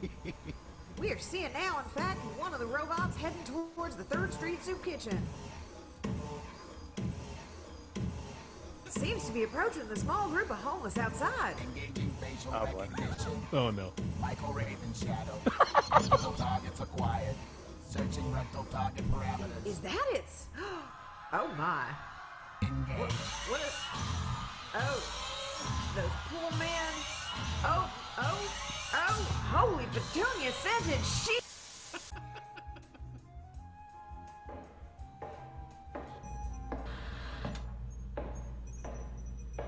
Good evening, Doctor. Patient OU812 has survived the procedure. All biological material has fused successfully with cybernetic components. Patient is functional and coherent.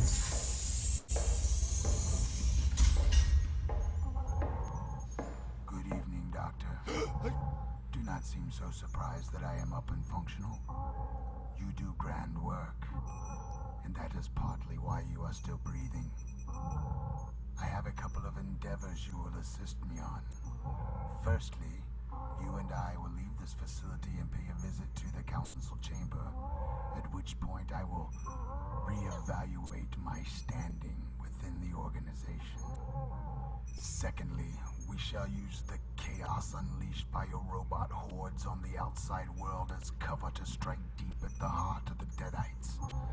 If we go for the strongest pillars and take them out, the rest shall collapse upon itself. No manner of assistance will aid them when the world is turned against them. Prepare the tiny white Miss Matrix androids for deployment. Hey, Dynamo! Do not call me that. That name has no meaning to me anymore other than contempt and a target for my anger. You can call me the War Pig. Oh Lord, yes.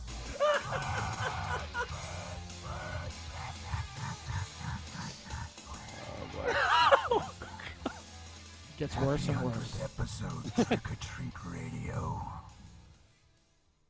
Oh man. Oh boy. Candy cornhole. but like, you asked for more villains, Tiny. Good work. Yeah, Tiny. I mean, you sort of. I don't know. Let's see what happens, right? Yeah, great. Let's see what happens. We haven't had that level of fun in a long time. In other news, did he say that there was a Miss Matrix android out there? Because Interesting that sounds observation. terrific. Oh man. Well, I guess it was nice of the Southern Revenger to send his. Well, he didn't really send his greetings. He sent something else. He sent his sodomy bots or whatever they're called. Well, hopefully we can, protect the crypt against those. We get some money in the funds, right, Dynamo? We can set up the defenses. No what? No money. No money, no management. No.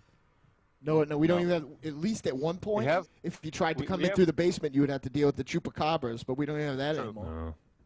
True. We have closed circuit set up in the crypt, though. Maybe we should just do internet, like streaming internet with a subscription and let everybody watch, everybody get sodomized. I'm not gonna. No, what? I don't think anyone wants to see that. No. All right. We could do it. We could stream it on biginthepants.com. Nice. No, we're not doing anything with that. Yeah, Do you have any true. plans for that yet, Raven Shadow? No plans. yet. No, nothing going on. Not yet. Dynamite drop in. I didn't get to. The media turned on me, but I would like to thank for their multiple appearances and some of everybody's favorite appearances. The Anti-Diva, Oracle, and the other love of my life, Miss Matrix, for coming on the show and just classing it up a little bit so many times. Well, in the chat room said, SL says, someone fix Raven Shadow. I think I might have something here. So let me play this. Really? Congratulations, Deadites, to making it to episode 100. It's go. Rev from the Evil Streaks. Hey. You might remember me as not Myra, or the guy next to Myra, or the guy with the large hat that hosted that same show as Myra. But seriously, 100 episodes is a big deal.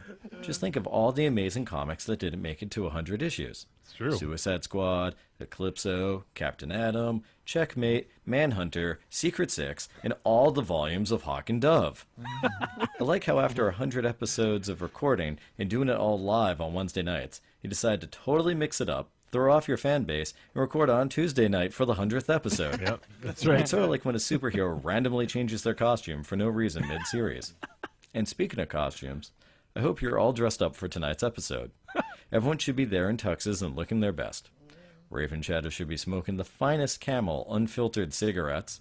Wolfenstein should be able to get through the intro without any interruptions. Monster Zero remembers and uses his notes for the movie review.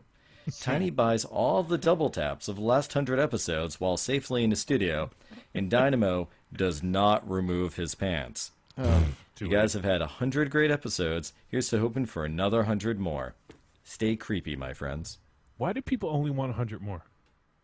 They want us to stop at 200? In other news, They that's, go in sections. that's 99 more than I want. No, that was awesome. Thanks, Rev. Thanks, Rev. I love Yeah. that dude. Like, you know, He's another one with a good radio voice. yeah, he's just fucking terrific. all Our around. listeners have better radio voices than we do. Yeah. Well, that's pretty Deadite, right? The Yes. most fucking talented, like our sound guy sings and plays instruments better than everybody in the band. Yeah. Our merch, 12 Gauge was filming us the other day. He plays better than all of us. Like, it's fucking ridiculous. Yeah, it is ridiculous. Oh, I don't know. I think I got a great radio voice. Yeah, when you do Larry Fine, maybe. Hey. When Well, you do Larry Fine. Oh man, let's see. We got 1, 2, 3, 4, 5. We got a few more left. Do you want to do Felt Fiction now? Wow. Well, how many we got left? Like 5, I think. Why don't we pound through? What? Why don't we do? Hey, it is episode 100. One more. Why don't we do? I was gonna say 3 more. 3 more? Okay. Then we can do Felt Fiction and. All right. Let's Wait, let's hold on. No. Just how much Felt Fiction does this guy have? I Yeah. can see him What have did a you couple write? minutes or Chapters or like a fucking A short story. I mean, it's my very first one. So. How long though? That's what I'm asking. How long is it going to take you to get? Because we only got 15 minutes here. 1, 2, 3, 4, 5 chapters. Well, that's not so bad. 40 pages. So long as I don't get interrupted by Dynamo, which I guarantee you at some point I will. All right. And then derail the whole fucking thing. Let me play 3 more, as we said, because that would be a good place to stop, I think, seeing the ones we have coming up. So let's play 3 more. We'll do some Felt Fiction. We'll do the trick or tweet moment, and then we'll finish up. So here is the next voicemail. Trick or treat, motherfucker. What's up, guys? Yeah. This is Aaron, a.k.a. Death Rattle Aaron, a.k.a. Nice. the Death Rattler. I'm sure your show's going to be about 5 hours long by this point, so I'll try to keep it short. I just want to call in and tell you guys congrats on 100 episodes. And just thank you guys personally for being good friends, Hey, no for problem. helping me out on my Love you, blog, man. which you can find at thedeathrattle.net. It's back, baby. Yeah. Helping me out with the Milk Creeps, the wonderful little podcast that me and Chris worked on for a little bit. And thanks for having me on your show. I was truly honored to be on the show the few times you guys asked me. And hopefully we can do it soon again one day. But if not, at least I gave you guys the gift of Raiders of Atlantis, Yeah, which you is did. really, the gift that keeps on giving. Absolutely. So there you go. And yeah, that is it. I love you guys. And congrats again. And here's to another 100 episodes. Peace. Thanks. Anytime, right. DRA. Anytime. Thanks, Death Rattle. You're the fucking man. We love you. Yeah, I love you, dude. He was on like way early, right? Oh yeah, he was one of the original G's, right? He used to do the what was Death it? Rattle Pick of the Week. Yeah, was it, Death or- Rattle Pick of the Week. Mm-hmm. Yeah. Yeah. So, Because for fuck. those of you who just started listening, the format was different. Mhm. It was kind of 3 segmented. We would have a not as quite a robust intro, and then we would do the film review with Monster Z here, Yeah. and then we would call was it Raven Shadow? Was it just funny books, or we did like the pop culture gambit, right? Yeah, a little bit of everything. Yeah, It was mostly so- funny books at first, and then we sort of ran the spectrum. At one point, someone had requested, was it not Raven Shadow Cthulhu fan porn? Yes, yes. I think the comic section was originally the double tap, wasn't it? Well, yeah, it Kinda, was. yeah, it it was, morphed and then into it that. morphed into the double tap. So Yeah. we just opened it up to everyone, and like everything, not just comic books. So Yeah. much to the Rev's dismay, I think. So that was awesome. DRA has been our boy from the very beginning. Yep. And Yes. we definitely need to get him back on the show. And it's awesome that he's got the blog back up and going. He's got 13 questions are going to be happening soon. So go check out Nice. I can't wait. Death Rattle. What is it, Dynamo? I feel like a dick. He just said it. Deathrattle.blogspot, I know. I'll look I think it up. it's just Hold on. deathrattle.com. The Death Rattle, though. Because Yeah. deathrattle.com is Is a it metal band or something? Is like a death metal karaoke or something crazy like that. Yeah, yeah. Tiny, this is weird with you on assignment and unable to. Yeah, unable to help us out here. I'm actually on my phone now trying to check. Yeah. We have no fact check. Oh, it's thedeathrattle.net. .net. Sorry. That's it. Yeah. So, but I'm super excited, and I think Yeah. not soon, but you'll be seeing not very soon. But as soon as I can clear up some space and finish what I'm working on right now, I think you will see some. I'm of the school where I like to get way out ahead of things, so you will see some Dynamo contributions to Awesome. to that down the line. I think we're talking about it. Death Rattle, he's one of our OGs. He's a love him. fucking man, and go check out everything that guy does because he's one of the hardest working punk rock blogger, movie Yeah, man, he podcasters. He's the real Yeah. fucking deal. Real him dude. and Rossi were two of the first guys to open up wide. Yeah. Give us big hugs and bring us into this community. So. There's a big discussion about what OG means in the chat room. Psycho Patrick is in the chat room. He says Nice. original Gorgonite. Yep. OG older gentleman, says Patrick. Nice. All right, so we have one more before we go to Felt Fiction. So let's play this. Hey, what's up, guys? This is Neck. Yeah. Steven Next Scarlatta. to hunting monsters, winning wrestling belts, one of the hardest things in the world to do is to release 100 podcasts week after week. Those first two are pretty hot, actually. But not just any podcast, a 3 fucking hour long podcast week after week. Guys, congratulations on episode 100, and thank you for 100 episodes of Trick or Treat Radio. Death Rattle Aaron, I had to say it slow because I almost said Death Metal Aaron. Holy shit. Death Rattle Aaron introduced me to your show. I was working really late nights at a post house, really late nights, and I was practically falling asleep on the road, and I started listening to you guys. And it was just, you guys had this fucking energy. It was insane, your show.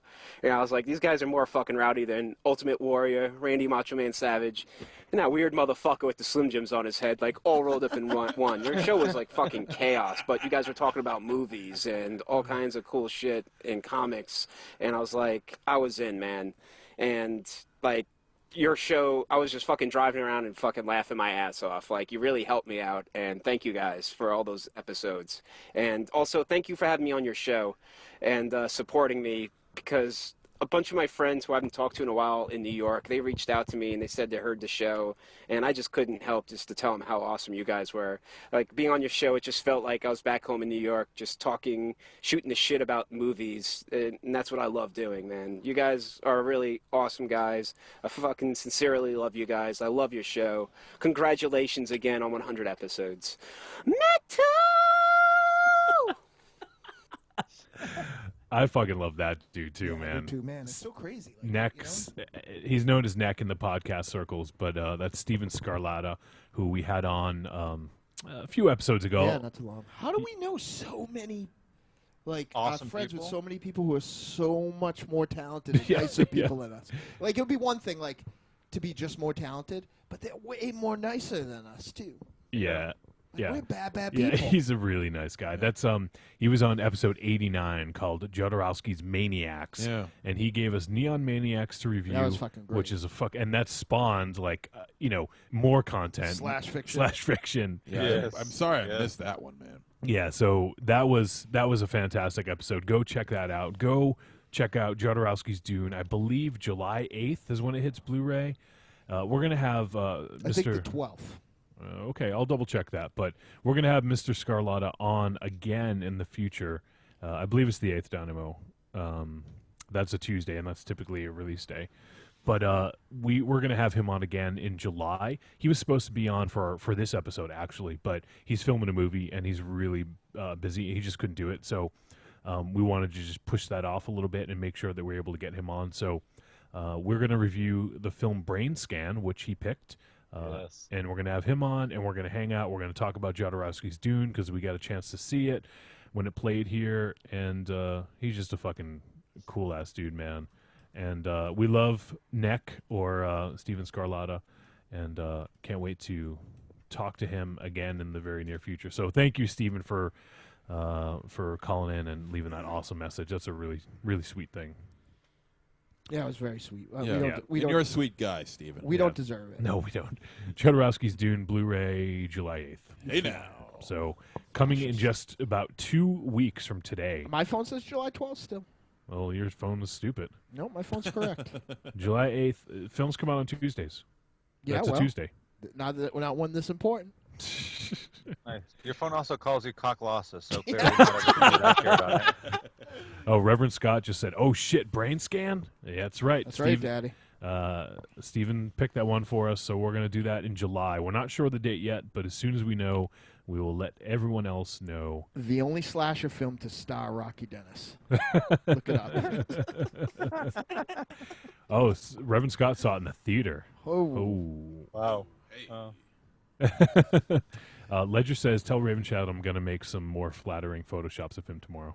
Nice. Oh, Can't wait. That'll help. Rocky says, "Cock losses. Penile nutrition is not a funny thing." It is. It actually. That is kind of what it actually. Cock losses. Yeah. It says. Hold on. Let's see a second. Let's see. Oh, come on. You going to really do this? Well, I want to. It actually says cock losses. What's my name? This is great fucking radio, Siri. Don't know. All right. Really? enough. We're really doing this? Let's. Oh yeah, so you can fucking read your first short story for a few minutes Yeah, while we're holding up. All right. Before we do Felt Fiction, It's the first thing you did since your one fucking episode of Horror Hound, and you give me a hard time. Horror Hound. Hound. The angrier he gets, the more his accent comes out. I love it. Harry Hound. It's fucking incomprehensible. It's not easy to have this accent. Harry Hound. It's bad. Everyone's saying different variations of Horror Hound in the chat room. I hate you fucking D-bags. You've made this whole side of the table fucking hate. All right. So this is sort of relevant to To our Felt interests. Fiction.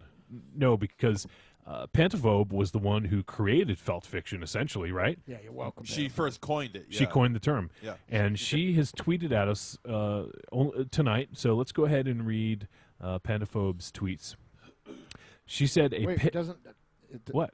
Doesn't one of you guys have a thing that you say now? It's the trick or tweet moment. Is that right, Raven Shadow? Yes. Yes, okay. What's the matter with you? Get her the ball. Trick or tweet. You've done better, but thank you. Everyone says you're broken. Yeah. Bad mic. Bad mic. I think Which there's one? a bad The real mic in one? here. The real one? The real one or the fake one? Yeah. What's wrong? Or the one that It's episode 100, Daddy. Get up what you get down. Yeah. Yeah, man. 911's a joke in your town. That is what that's from. So Stealing from your script now. all right, so Pantaphobe says a pic of Raven Shadow would have looked good on my wall with Tesla and Babette Bombshell. Babette. But the idea of leaving a voicemail makes me want to vomit. Congrats on rambling your way to 100 plus episodes. Mazel tov. She'll get one. Yeah, there you go, Pantaphobe. She'll get one. Yep, you've been Honorable mention. such a contributor to the show Sure. that absolutely Raven Shadow will personalize one for you specifically. Maybe we'll deliver in person, huh, Raven Shadow? Hey now. Hey now. All right, so that leads us That's to the pictures I want to see. No, nobody wants to see that. Half So of it will be awesome. that leads us to Felt Fiction. His incarceration pictures? That'll be a fucking great mugshot. Mugshot. Two black eyes. 628888912 Raven Shadow. Standing Raven, six Raven foot one. Shadow, Michael. Psycho says hand it to her between his cheeks. In an orange jumpsuit. 6'1", 87 pounds. This Patrick. He's actually taller than that, Patrick. Come on, give him some more credit. And he weighs a little less than that. All right. MZ, Yeah, you have some Felt Fiction to read. Yes, this Do we is need- my first introduction to Felt Fiction. Do we need some music or something? I don't think so. This Well, is maybe, I anybody's don't know. first introduction to Felt Fiction. Yeah, and this is the. Well, let me get. What can I do? What can I do for music? How about some Muppet Show theme? Well, that's kind of outrageous. It's kind of outrageous to read over, right? Yeah. Well, this is an outrageous story. Well, I guess I don't know, but Let's see. Oh, just start reading and maybe we'll add some music. Okay. All right. You might think it's odd of me. No. All right. He does. This is my enjoy very the act of first one. sodomy. This is my very first one. So, okay. Only in the days since I was a tadpole, reminisced Kermit, playing with the other tadpoles and wanting to play with them in the murky pond scum-filled lake, had anything this amazing happened. What was that? This is not good. Go. Continue. This is not going to be good. It's already going down the shitter. No, please continue. This is not going to be good. I was retiring for the night after another successful Muppet Show taping with guest star Ron Howard and headed toward my dressing room when all of a sudden, on the casting couch, was Miss Piggy and Janice scissoring like the world was going to end.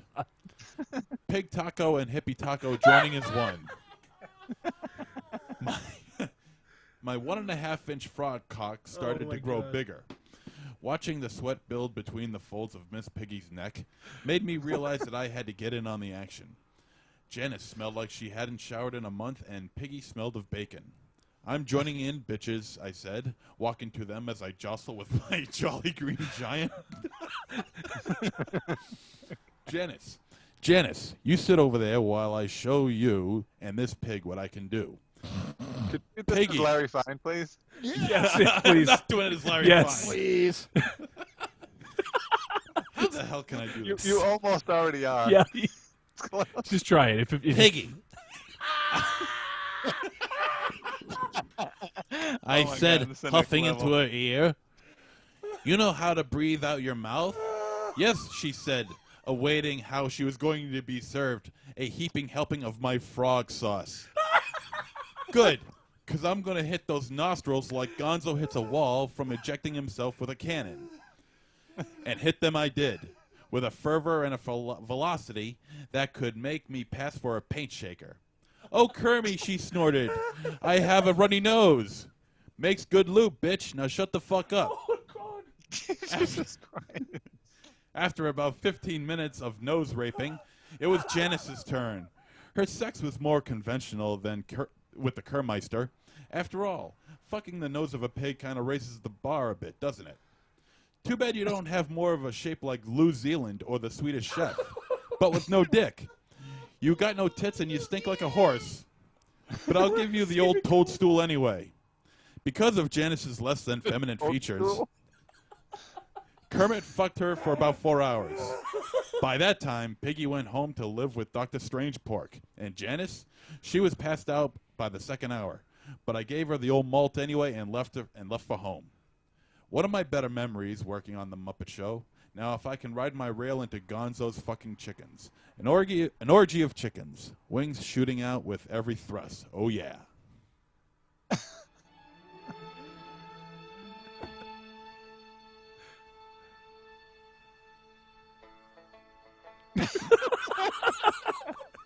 Jim Henson is turning over in his fucking grave right now.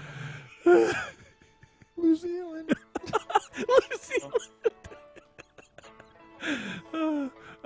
We're off iTunes. Took 100 episodes, but so my soul is bleeding. Psycho says yes when you're doing Larry Fine. Oh shit! This actually, the Rainbow Connection spoof was a pretty goddamn funny one too. Yeah.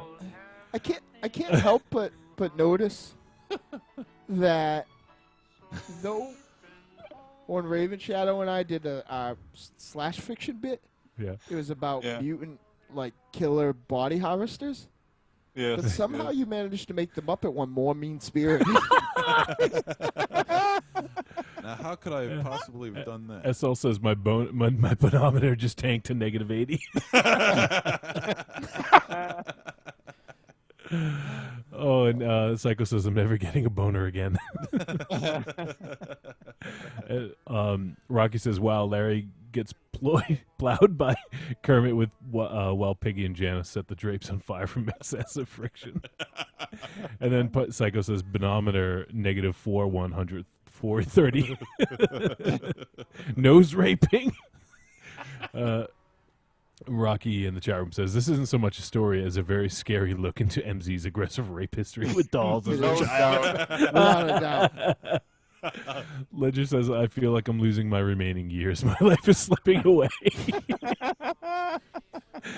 SL says, please slowly remove that Muppet doll away from him. Check the undersides of the table for cum stains.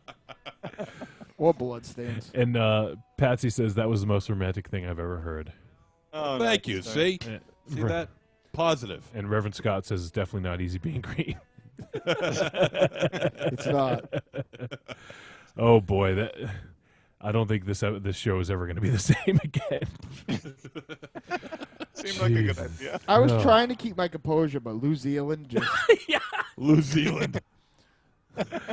All right, we have there are some references that what? I don't know. Just I lose never track. would have thought of New Zealand again. I probably would have gone my remaining 5 or 6 weeks and not ever had that come up. Well, now he's going to be in your head for the rest of your life. Well, 5 or 6 weeks. Oh, speaking of other highlights, Comeuppance. Comeuppance Was a good highlight. Someone mentioned that earlier. Some would say my health issues are my comeuppance correctly. Yes. Yeah. All right, we're running over 3 hours. We're extending the episode here because we have a few more to get to. So we have 2 more to get to. So let's go ahead and play the next. Dear sirs, consider this my yes. last message to you ever, you sons Whoa. of bitches. Not one of you could apologize to me and admit that I'm the greatest supervillain you've ever known. Fine, be like that. I'll just have to prove it once and for all. And seeing as how you guys are celebrating your 100th podcast, I thought it'd be nice to help you end the show with a bang. That's why I pulled in all my favors and got you a little present. Ooh. A hydrogen bomb. What? Yeah, that's right. By the time you listen to this, I'll have already placed it right outside your fucking castle, ready to be activated by the shiny red button I've got prepped and ready right here in my underground lair. After that, you've got 5 seconds before it blows. Not even Tiny can cut through the hull and defuse it in time. Not from here. Oh, and you hear that there? Yeah. It occurred to me that some people might not see your death as a horrible tragedy. So just to twist the knife one last time, I'm gonna chain a dog to the side of it. Oh. So if you excuse me, I just... Oh, fuck's sake. Hang on. Maggie Jr., where's the fucking dog? It just climbed onto the table. Oh, for Christ's sake. Boy, get off the table. Oh, shit. What? Get off the table, boy. No, don't go near that. Uh-oh. Don't stop on that. Don't touch the fucking... Ah! Shit! You fucking stupid man, you killed us all! Detonation in 5, 4, 3, 2, 1. Shit.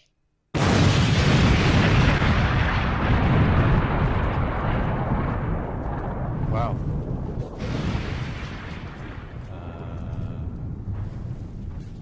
Is that what I think it was? Wow, that was like THX sound system. Psycho says, and boom goes the dynamite. That was that the end of Sir Isaac? Did we just hear? I hope not. I hope not. I kind of feel. I mean, love that guy. Why? What? You two and your Probably supervillain withstand worship. a blast from a hydrogen bomb at point blank range. Yeah. He's a pretty tough guy. SL does bring up a good point. He did give us ding dongs, but I won them fair and square. So You did win them yeah. fair and well. You No, won them. I won Yeah. them fair and square. Yeah. Yep. You won them Yep, for sure. I won them. Well, no, you did win them no matter what. It's the amount of time it took to win them that's in question, not the fairness. Well, I won them. Yeah, so I mean, he could have not I didn't given them cheat to like- him at all. Yeah, you know? I didn't cheat like Fabio Frizzi. No, that dude fucking cheated. Cheated hardcore. But in his defense, he has bad genes. Well, I mean, I can't. So wait, wasn't he gonna get sodomized by a robot? Not anymore. I don't know. No, that's what I'm saying. Not anymore. Maybe. This is double tragic. I don't know what to think. I don't know if that's maybe he faked his death, right? I am even more disappointed because I didn't understand what was going on to the end. I thought he said a hydroxin bomb, and I thought we were going to get a bomb full I love of generic Oreos. Cookies, yeah. Oh, maybe Isaac faked his own death to hide. That's possible. That's true. Maybe hopefully we hear from him next week because honestly, like he's a fun little guy to have around. Don't make it worse. Like the conspiracies are already out. Yeah, don't get him mad. Or I'm not trying to get him mad. I don't know if he's alive.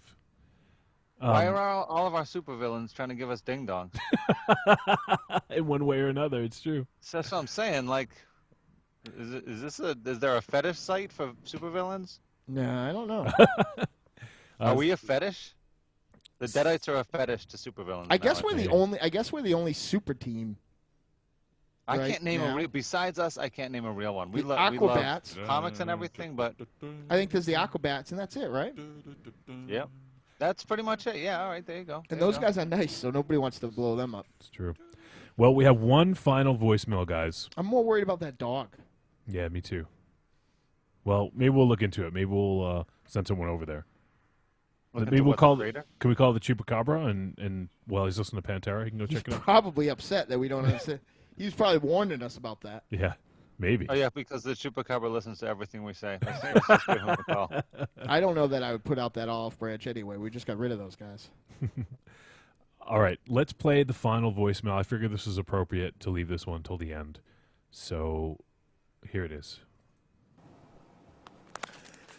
Yo, Knucklebones, it's Patrick, Psycho Patrick. Psycho Patrick, just do my thing in my car on my lunch break. I ate some falafel, whoa, falafel, whoa, yeah. I was thinking about getting a shawarma. Motherfucker said, hey, get that. Don't get this. I said, what the fuck do you think you're doing? Get the fuck away from me. Give me that yellow rice. Give me that yellow rice and hummus. So tahini sauce. Yeah. Welcome to the 100 Club, fucks. I don't know. Apparently, I forgot one. So that I meant to leave that one last, but Psycho Patrick, I want to leave that one last. So apparently, I fucked it up though. But Psycho Patrick has been on the show a few times. He's hanging out in the chat room right now. Yes. He is the fucking man. He was a part of the Sex Criminals. He was the outrageous shirt remover. He says he's in the nude right now. Nice. So I could go for some shawarma too. Actually, big fan. How about you, Tiny? You like the shawarma? I don't know if I've ever had the shawarma. Oh, well, you should. I didn't even know it was a thing until the end of Avengers, to be perfectly honest. Oh, Ledger says he's going to see the Aquabats at the House of Blues on July 11th. Nice. Awesome. I always forget that that's a chain. I meant to play this one after Death Rattle. I don't know what happened there, but so here is one that I forgot.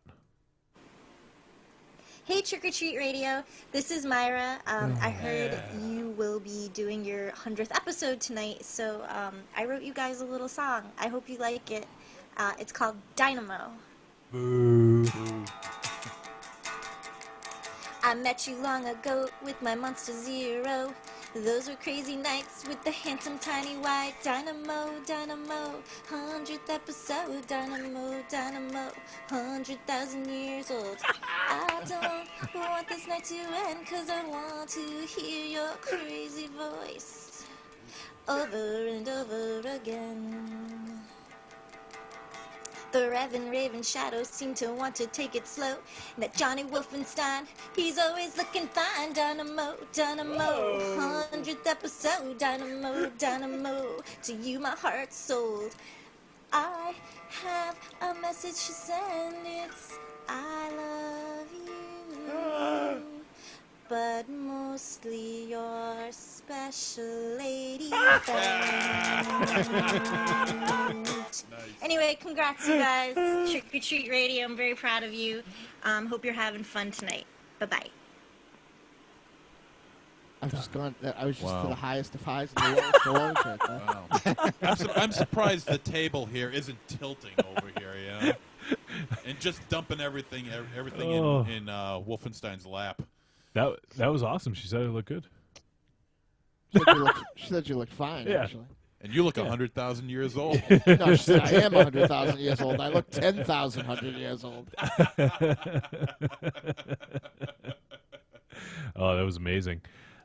You know what? And I was actually hoping we were supposed to get one more voicemail from your man. You love him on OTC, the Reverend Scott. It's true. He was gonna send us a voicemail, and I guess he just didn't have time, which is a shame because we're big fans of Reverend Scott and OTC, and that's really the only reason to listen to OTC, right? Yeah. Well, Bill thought we were still celebrating episode 50. It's true. That's why he didn't send anything in. So, before we wrap... Oh, wait. What is this? I just got a communication. We interrupt our program to bring you this important message. This is where, somebody cynical like our good friend Bill by Force would say, oh, they're all excited about 100 episodes. But I think if you put the good ones up against each other with, like, our good ones and Outside the Cinema, we'd be, like, way ahead. So they're in the 300s. So. Yeah, well, they have about 50 shitty ones that they admit are bad, right? Yep. Okay, before Chris got there. And then they have, like, a whole bunch of, they can't all be winners. And then there's the one that they thought was good. And then there were ones after you and I were on, which just seemed shitty by comparison because we weren't there anymore. What do you guys have to say to that? First of all, fuck you. And with that said, we're canceling next week's show. Exactly. Fuck this. Oh.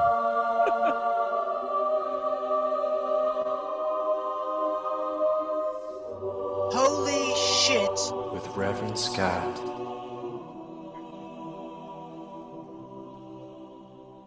Fucking outrageous.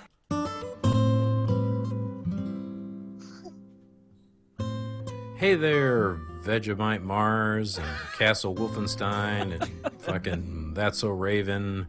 I don't know. How many Deadites are there? Is there like a podcast family plan? I mean, do you get like a discount for extra co-hosts? You ever wonder why your shows are all over 3 hours? Because you spend fucking 45 minutes each week introducing everyone. I still don't know your fucking names. Regardless, none of that matters because my name is Reverend Scott.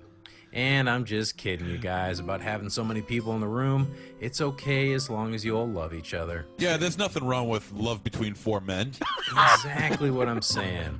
And speaking of loving men, I'm here with a couple of men I love, the hosts of Outside the Cinema, Bill by Force. Hey, kid guy, bro, dude. And Mr. Chris. Hi, Scott. Say hi to the Deadites, Chris. No! Fine. I just wanted to take over your show for a minute to congratulate you on reaching 100 episodes. Sure, when most people hear your show even now, they still say, who the fuck are these assholes? But it's still a fantastic accomplishment in this day and age when most podcasts don't even reach episode 2. And maybe we'd all be better off had you not reached episode 2. But that's besides the point because you're here now. And I'm sure Mars loves hearing me on your show just as much as he loved the last time you guys had him over for bukkake. I thought it was fun, but, like, I couldn't shake that kind of bad taste in my mouth. That being said, congratulations on episode 100. And more importantly, I can't wait to come back to town and reminisce about flirtinis and stadium burgers and sports. So before I go, Bill, why don't you say congrats? You're all fucking assholes. And you, Chris? You bunch of fucking dicks. That's nice. And from me, here's to 100 more episodes that are so much better than Outside the Cinema. But until next time we meet, peace and love, guys. I love Dick. Now back to our show.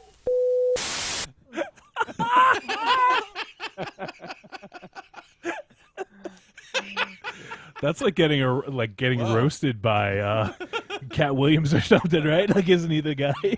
Wow, our last two voicemails were musical interludes. What? That actually, I mean, that was pretty fucking awesome because we are big fans of Reverend Scott, and it's certainly one of the highlights of Outside the Cinema, and it was good to get spoofed. I got my, one of my first moments for episode 200. What? Like, when we go back and do the next, the next flashback show. I don't know if Raven Shadow and I ever got out of the freezer. Oh, Reverend Scott said he just breached his contract doing that. SL said she sent a voicemail and never got anything from her. Really? Yeah, I would. Wow. Did she maybe send it to me? She said sent it to the podcast at Trick or Treat Radio. I hate that speak pipe thing. I'll tell you that right now. No, she said she sent it to podcast at trickortreatradio.com. The email. I'm looking. There's nothing here. So if she sends it within the next few minutes, I can get it on. What about if for some reason go to like? No, not in the spam filter. Checked. Yeah. Yep. So, well, that was awesome, Reverend Scott. Thank you. The canned ham. I kept meaning to get the "I love Dick" that MZ said, and I forgot to. So there it is, right there. Oh, Reverend Scott says I have it if you want it. It reminds me of another. Actually, you know what? We'll go a little bit longer, just because I want to play this. Dear God, no! That reminds me of one of my favorite reviews, I think. One of the worst movies in the history of the world. What was the name of the movie? It was... Dear God, no! And there's other gems such like this. I could take man-on-man rape. Yep. Or there's also this gem. I had sex with a pig. It all kind of flourishes back to the felt fiction in a way. There's also this one. This is a classic. I mean, yeah, the sexy dicks were cute for a minute. That was all from that same review. That Yeah. was like- It was pretty much. Yeah. Yeah. And Trick! The famous. Real quick, rapid fire. We'll start with. We'll end it with Johnny. We'll start with Raven Balls. Oh, we'll start with Tiny. Worst film we've done in 100 episodes. Wait, one more quote. Okay. What I'm saying is it had the same sort of sensibilities that a KKK rally has.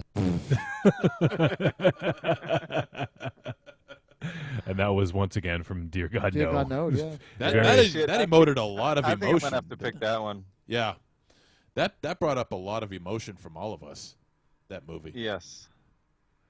One of the best reviews, maybe.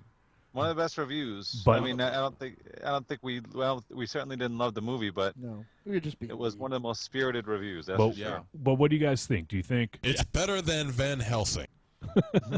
It's not. Dynamo, you mentioned this earlier. You're my new best friend. Good. Mike Allred, you're his new best friend. I don't fanboy out a lot, but I remember kind of getting like all Christmas Eve when I got home after that episode, even though that was like a offhanded. Like we never hung out, is all I'm saying. I thought that was gonna go further.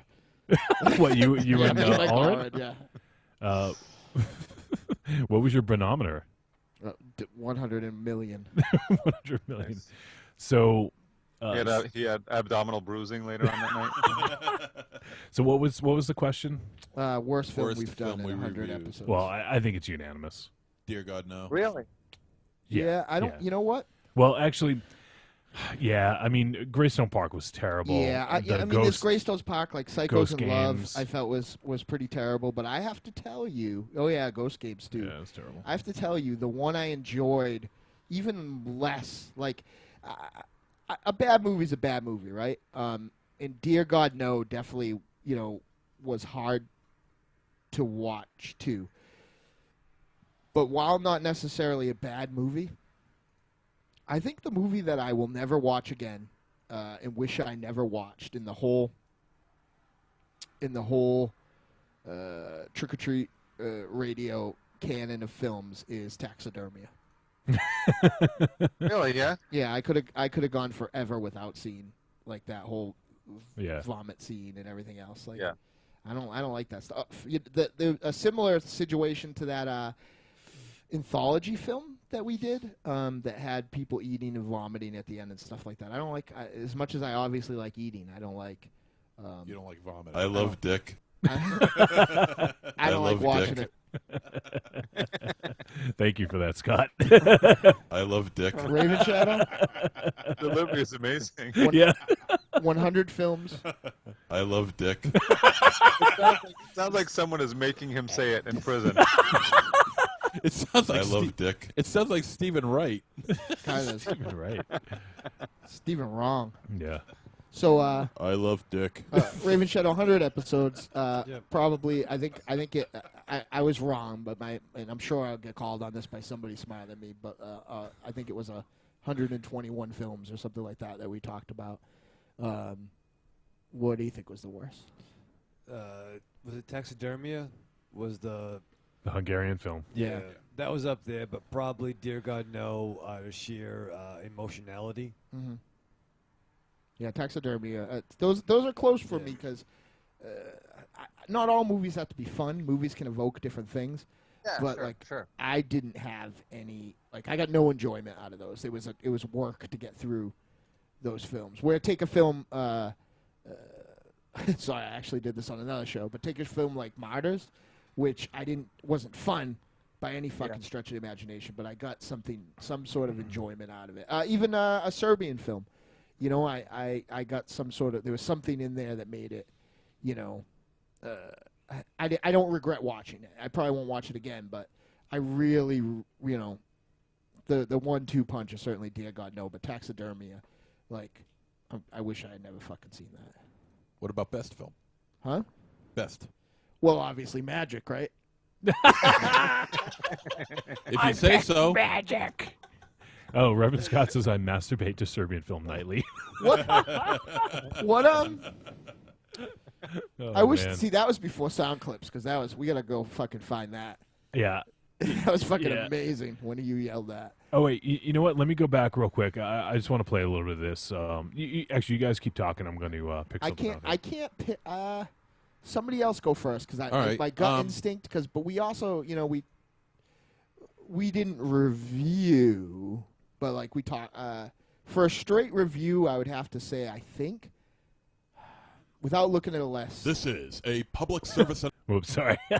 Journey to the Jumping in. West. Well, we're talking about favorites, right? Yeah, Oh, I'm okay. gonna have to say that was probably my. Oh, did we review Django? Sort of. Yeah, I don't know. Yeah. Journey to the West. I'm gonna say. I don't know. My favorite that we have reviewed. I just loved Bad Milo. Give it a bad. Wow, yeah. I just loved Really? Bad. Oh yeah, I just loved Bad Wow. Milo. Okay. Certainly, That's a tough one for me. I've liked a lot of movies. Obviously, Journey to the West was very high up there. Field in England, Only God Forgives. I feel like your top 10 list was much harder to construct than say mine this year. Like I feel like you really were invested in a lot of films like over the last year. What, you just saying that? Yeah, I agree with everything you guys did. No. Well, kind of just the opposite because I think maybe you and Tiny's were similar, but I know that your film list was certainly different than me and Raven Shadows by a lot. Like Well, I think that your number one may not have made it on anybody else's list. Yeah, I don't think it did was actually. Field in England, actually, wasn't it? It was, yeah. SL mentions Miami Connection. Oh, you guys yeah. were so in love with that. And, Yeah. and Raiders of Atlantis. Raiders of Atlantis, good. See Yeah. that like those both Yeah, on that forgot list. about That was them. you know. This year's top 10 list is going to be easier than last year's for sure. I have the list. Do you want me to run down the list of Yeah. what from episode Well, wait, 50? Raven Shadow, do you have a favorite of like because it's fucking hard? It'd be Miami Connection number 1, Manborg number 2. Yeah, Manborg, of course, duh. And Raiders of Atlantis number 3. That's kind of where I'm at too, Yeah. actually, for longevity anyway. So I guess SL brings up a good point from 50 or from January. If we're going from January, we're looking at Father's Day, Dear God No, The Battery, Contracted, Rays, Stitches, +1, Cockneys vs. Zombies, The Last Stand, Bad Milo, The Seasoning House, Saving General Yang, I forgot about that too. Saving General Yang. Big Ass Spider, Plague of Zombie, Mutant Zone, Revolution, Toxica, Neon Maniacs, Abhay, Raiders of the Lost Ark, Cannibal Holocaust, Here Comes the Devil, Young Detective D, Rise of the Sea Dragon, The Sacrament, Snowpiercer, The Ghastly Love of Johnny X, Hawk the Slayer, The Seventh Curse, and Bounty Killer. I think Raven Shadow's list is probably 100% right if I had like put any thought into it instead of asking the question. But I think why Journey to the West really stuck with me is that while I really liked Stephen Chow, like I thought his two films that I had seen were terrific. I don't know that he was a director that like I would take a day off from work to go see his film before like this changed the direction of my kind of relationship with that particular filmmaker. So Interesting. Yeah, I mean, it's tough. There was a lot of really good films there. I think Manborg's probably the best, though. If I can be Bobby the Brain Heenan about this and just keep changing my answer. Yeah, even though it didn't even make our like top. Because the thing is, we did our top list and we had It made just Raven watched Shadows. That. It was on Okay, Raven yeah, Shadows. that's right. Yeah. Which one? Okay. Manborg. Manborg, yeah. That was on my top 10 too. Yep. So, well, we could keep. SL saying whatever movie gave us Tiny talking as the kids in the well. That I just want that. That was a good one. That and the G.I. Joe scissoring clip. Short to rope. Right. What movie was that again? Here comes the devil. Here Comes the Devil. Yeah. Georgie Rope. All right, let me play a little bit of this. This is back from episode 68. Patrick, get on this. Ready to warm my laptop? Oh my god. It's the missing link. All right, I'm gonna turn it down a little bit. And I'm gonna wait for the song. Is there a Moriarty joke in there? Yeah, a good plot. I was a little upset that we didn't get to see young Superman in a loincloth. Did we see that in the beginning of the first one? Oh yeah, that was when he lifts up the car. Yeah. Yeah, Yeah, you saw a lot more than a loincloth. Yeah, you saw Super Brajol. Yeah, we saw Superman's uncircumcised penis in this movie. It's true, we did. And as I commented at the beginning of the movie, if they didn't circumcise Superman on Krypton, he's gonna say he's uncircumcised for the rest of his life. Because who the fuck's gonna circumcise Superman? He could bounce his heat vision off the mirror. That's exactly what I didn't say mirror, but I said heat vision. Yeah, like the way he shaves. That is a dangerous proposition. Oh, he can control it. Yeah, He's good. It's line of sight. What about a kryptonite circumcision? Only Batman could do that because he has the ring. Kryptonite circumcision. I was saying that should be the next Deadite song. Kryptonite circumcision. Just the super tip. Kryptonite circumcision. Just take a little off the top. Kryptonite circumcision. That's something that Monster Zero's Baba offers. That was that episode. All right, I think that's a great way to end the show. So, Raven Shadow. Any last thoughts before we? All right, let me. We need to hear the Benedict come Yeah, a I think bunch. that was after the. It was toward the end, I think. Right? Yeah. Might even been the post script. I think it was the post, wasn't it? Yeah. Yeah. Oh, Patrick says no. Patrick knows. He knows all. Oh, is there in the double tap? Oh yeah, we double tapped Sherlock, right? I think it was at the end though. Let me jump ahead. I think you might have put it at the end as well. Yeah. People at home should buy them. Oh yeah. All right. Oh no! This is the song about the guest. I think. Oh, was it? All right. Yeah.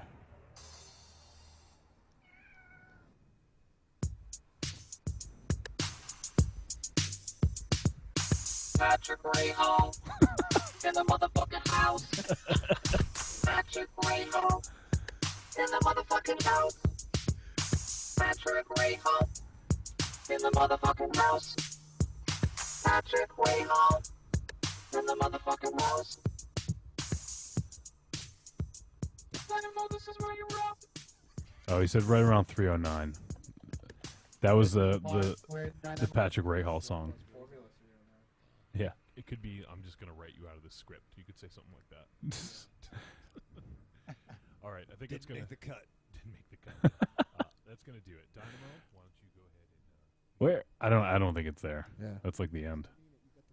I guess it was during the double tap. We have so. the director's. Do we have the director's cut? Yes. Do we have the Blu-ray edition? No, this is the actual episode that we're listening to.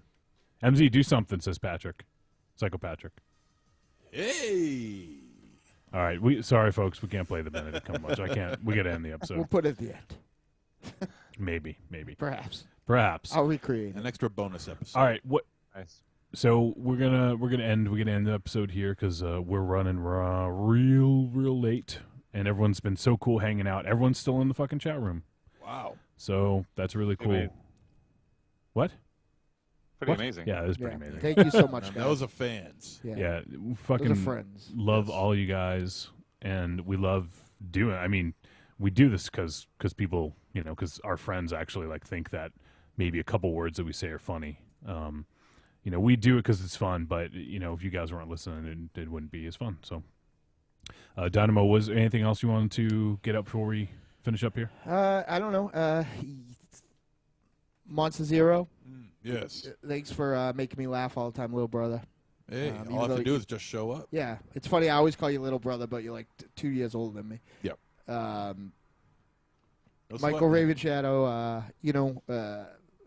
I said it at the beginning, and I'll say it again, that you are not what I thought you were going to be when you started being on this. And, obviously by listener response, you don't need me to tell you, but, thanks for being awesome. Johnny, thank you so much for all your hard work. I appreciate it because we work, unfortunately for you, closely together on all things Deadites every single day. Yep. Tiny, it's awesome to have every endeavor we've done to ride up and down the roads, wrestling, everything else, monster hunting, but this has been a cool thing to be able to do with you. And you're the guy, I think every listener will laugh when it say that you told me and Johnny that you didn't think you would be good at this. So you didn't want to do it. Good at what? What are you talking about? You didn't think you'd be good at podcasting. He's not. Well, he's not. Well, Wait, are we recording this shit? Yeah, I'm trying to make him feel good. But I appreciate it, buddy. Yeah, and like every Deadites endeavor, the best part of us are the people in the chat room right now and the people that are downloading on Friday. So we would be probably, I won't lie, we would probably be doing this to entertain ourselves in some capacity, but like Raven Shadow always says, the show started at Denny's about 1 million years ago, but it's true. In my opinion, what makes it fucking awesome is, foxy ladies and looking out at the sexy librarian dancing and looking her at the chat room. You guys are why we do it. So thank you so much. We'll try this one more time real quick. Come a bunch. Benedict Cumberbunch. Benedict Cumberbunch. Benedict Cumberbunch. Benedict Cumberbunch. Coming in a cummerbund. Coming in a cummerbund. Spooge at the prom.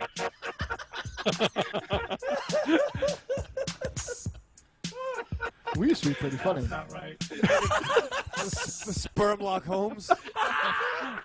We're funny. Yeah, what happened to us way back in '68? We were funny. Yeah. Way back in '68. Yeah. Oh man, Tanya, I love when you laugh into the vocoder. It's classic shit. So yeah, I can't catch up in the chat room. There's so much going on. You guys are awesome. Everyone is so fucking awesome. And everyone's talking about how they have to get up early. Some people, Ledger's getting up at 5:30 a.m. Yeah, but that's like it's only 5:30 p.m. Well, yeah, sure. It is only 9:38 over there, but still, yeah. So you guys are the fucking best, and Raven Shadow's late for work. We made it to episode 100 because you guys keep us going and encourage us to be idiots, and we appreciate that. It is so great. And would everybody else here agree that the tiny white laugh is probably the highest compliment? Like you did it right. You're a tough man to please, Tiny. So that's what Tiny Wife said, anyways. And Reverend Scott, I will pay anything for you to edit that Myra song right at the end. Thanks, guys. MZ, anything to say to the folks? Oh, just want to thank everybody for listening and tuning in to YouTube every Wednesday night, and hanging out with us, listening to us talk some shit, reviews, insult each other for nonstop for 3 hours or so. It's crazy. And 2 in your case. 2 in my case. Yeah.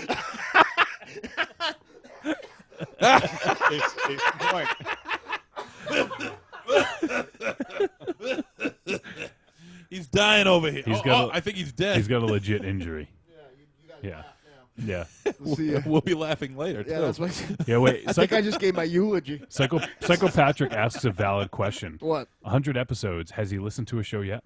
Yes, I have. MZ? Have you listened to a show after you were on it? Yes, I have. Okay. Yes. All right. All right, so why don't you go ahead, since you don't get a chance to say you're not saying goodbye. Say your catchphrase now. Yeah, I'm out of here. This is the end of the show. 100. See you in another 100, bitches. Arrivederci, douchebags. All right, Tiny White. What do you have to say from your assignment there, driving around in the car with the Yeti on the top of your roof? Actually, hold on. Oh, shit, it's been so long. Let me just look out on the roof. Uh-oh. Oh, no. Did you lose him? Shit. Oh, shit. What? Oh, fuck. The Really? vest is still there. Shit, the Yeti's gone. I stopped fast at a light a while back for that. That vest would look good on you, though. Yeah, you should wear that. Add that to your Well, repertoire. I'll bring the vest back and we'll run some DNA tests and see what's what. All right. All right, we'll do that. Tiny, thanks for joining us. I know you had a lot going on, but I'm glad you could be here for 100. I wouldn't miss it. Hopefully you're not divorced. Yes.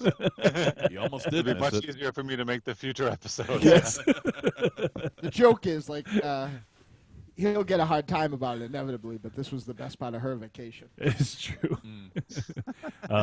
Raven Shadow, you have any final thoughts for the folks out there? You're welcome. Just very succinct, to the point. Dynamo, why don't you go ahead, take us out on episode 100. Remember, children, wherever you go, there you are. That's right. Thank you, everyone, for tuning in to 100 fucking episodes. Like, really, we don't fucking deserve that, but you guys are fucking awesome. We love doing this for you, and we have a blast. Thanks we for all hope the you'll join voicemails. us. Yeah, thanks for all the voicemails. You guys kicked ass. Total ass this week. It was amazing. Thank you so much. We'll see you for episode 101 next week.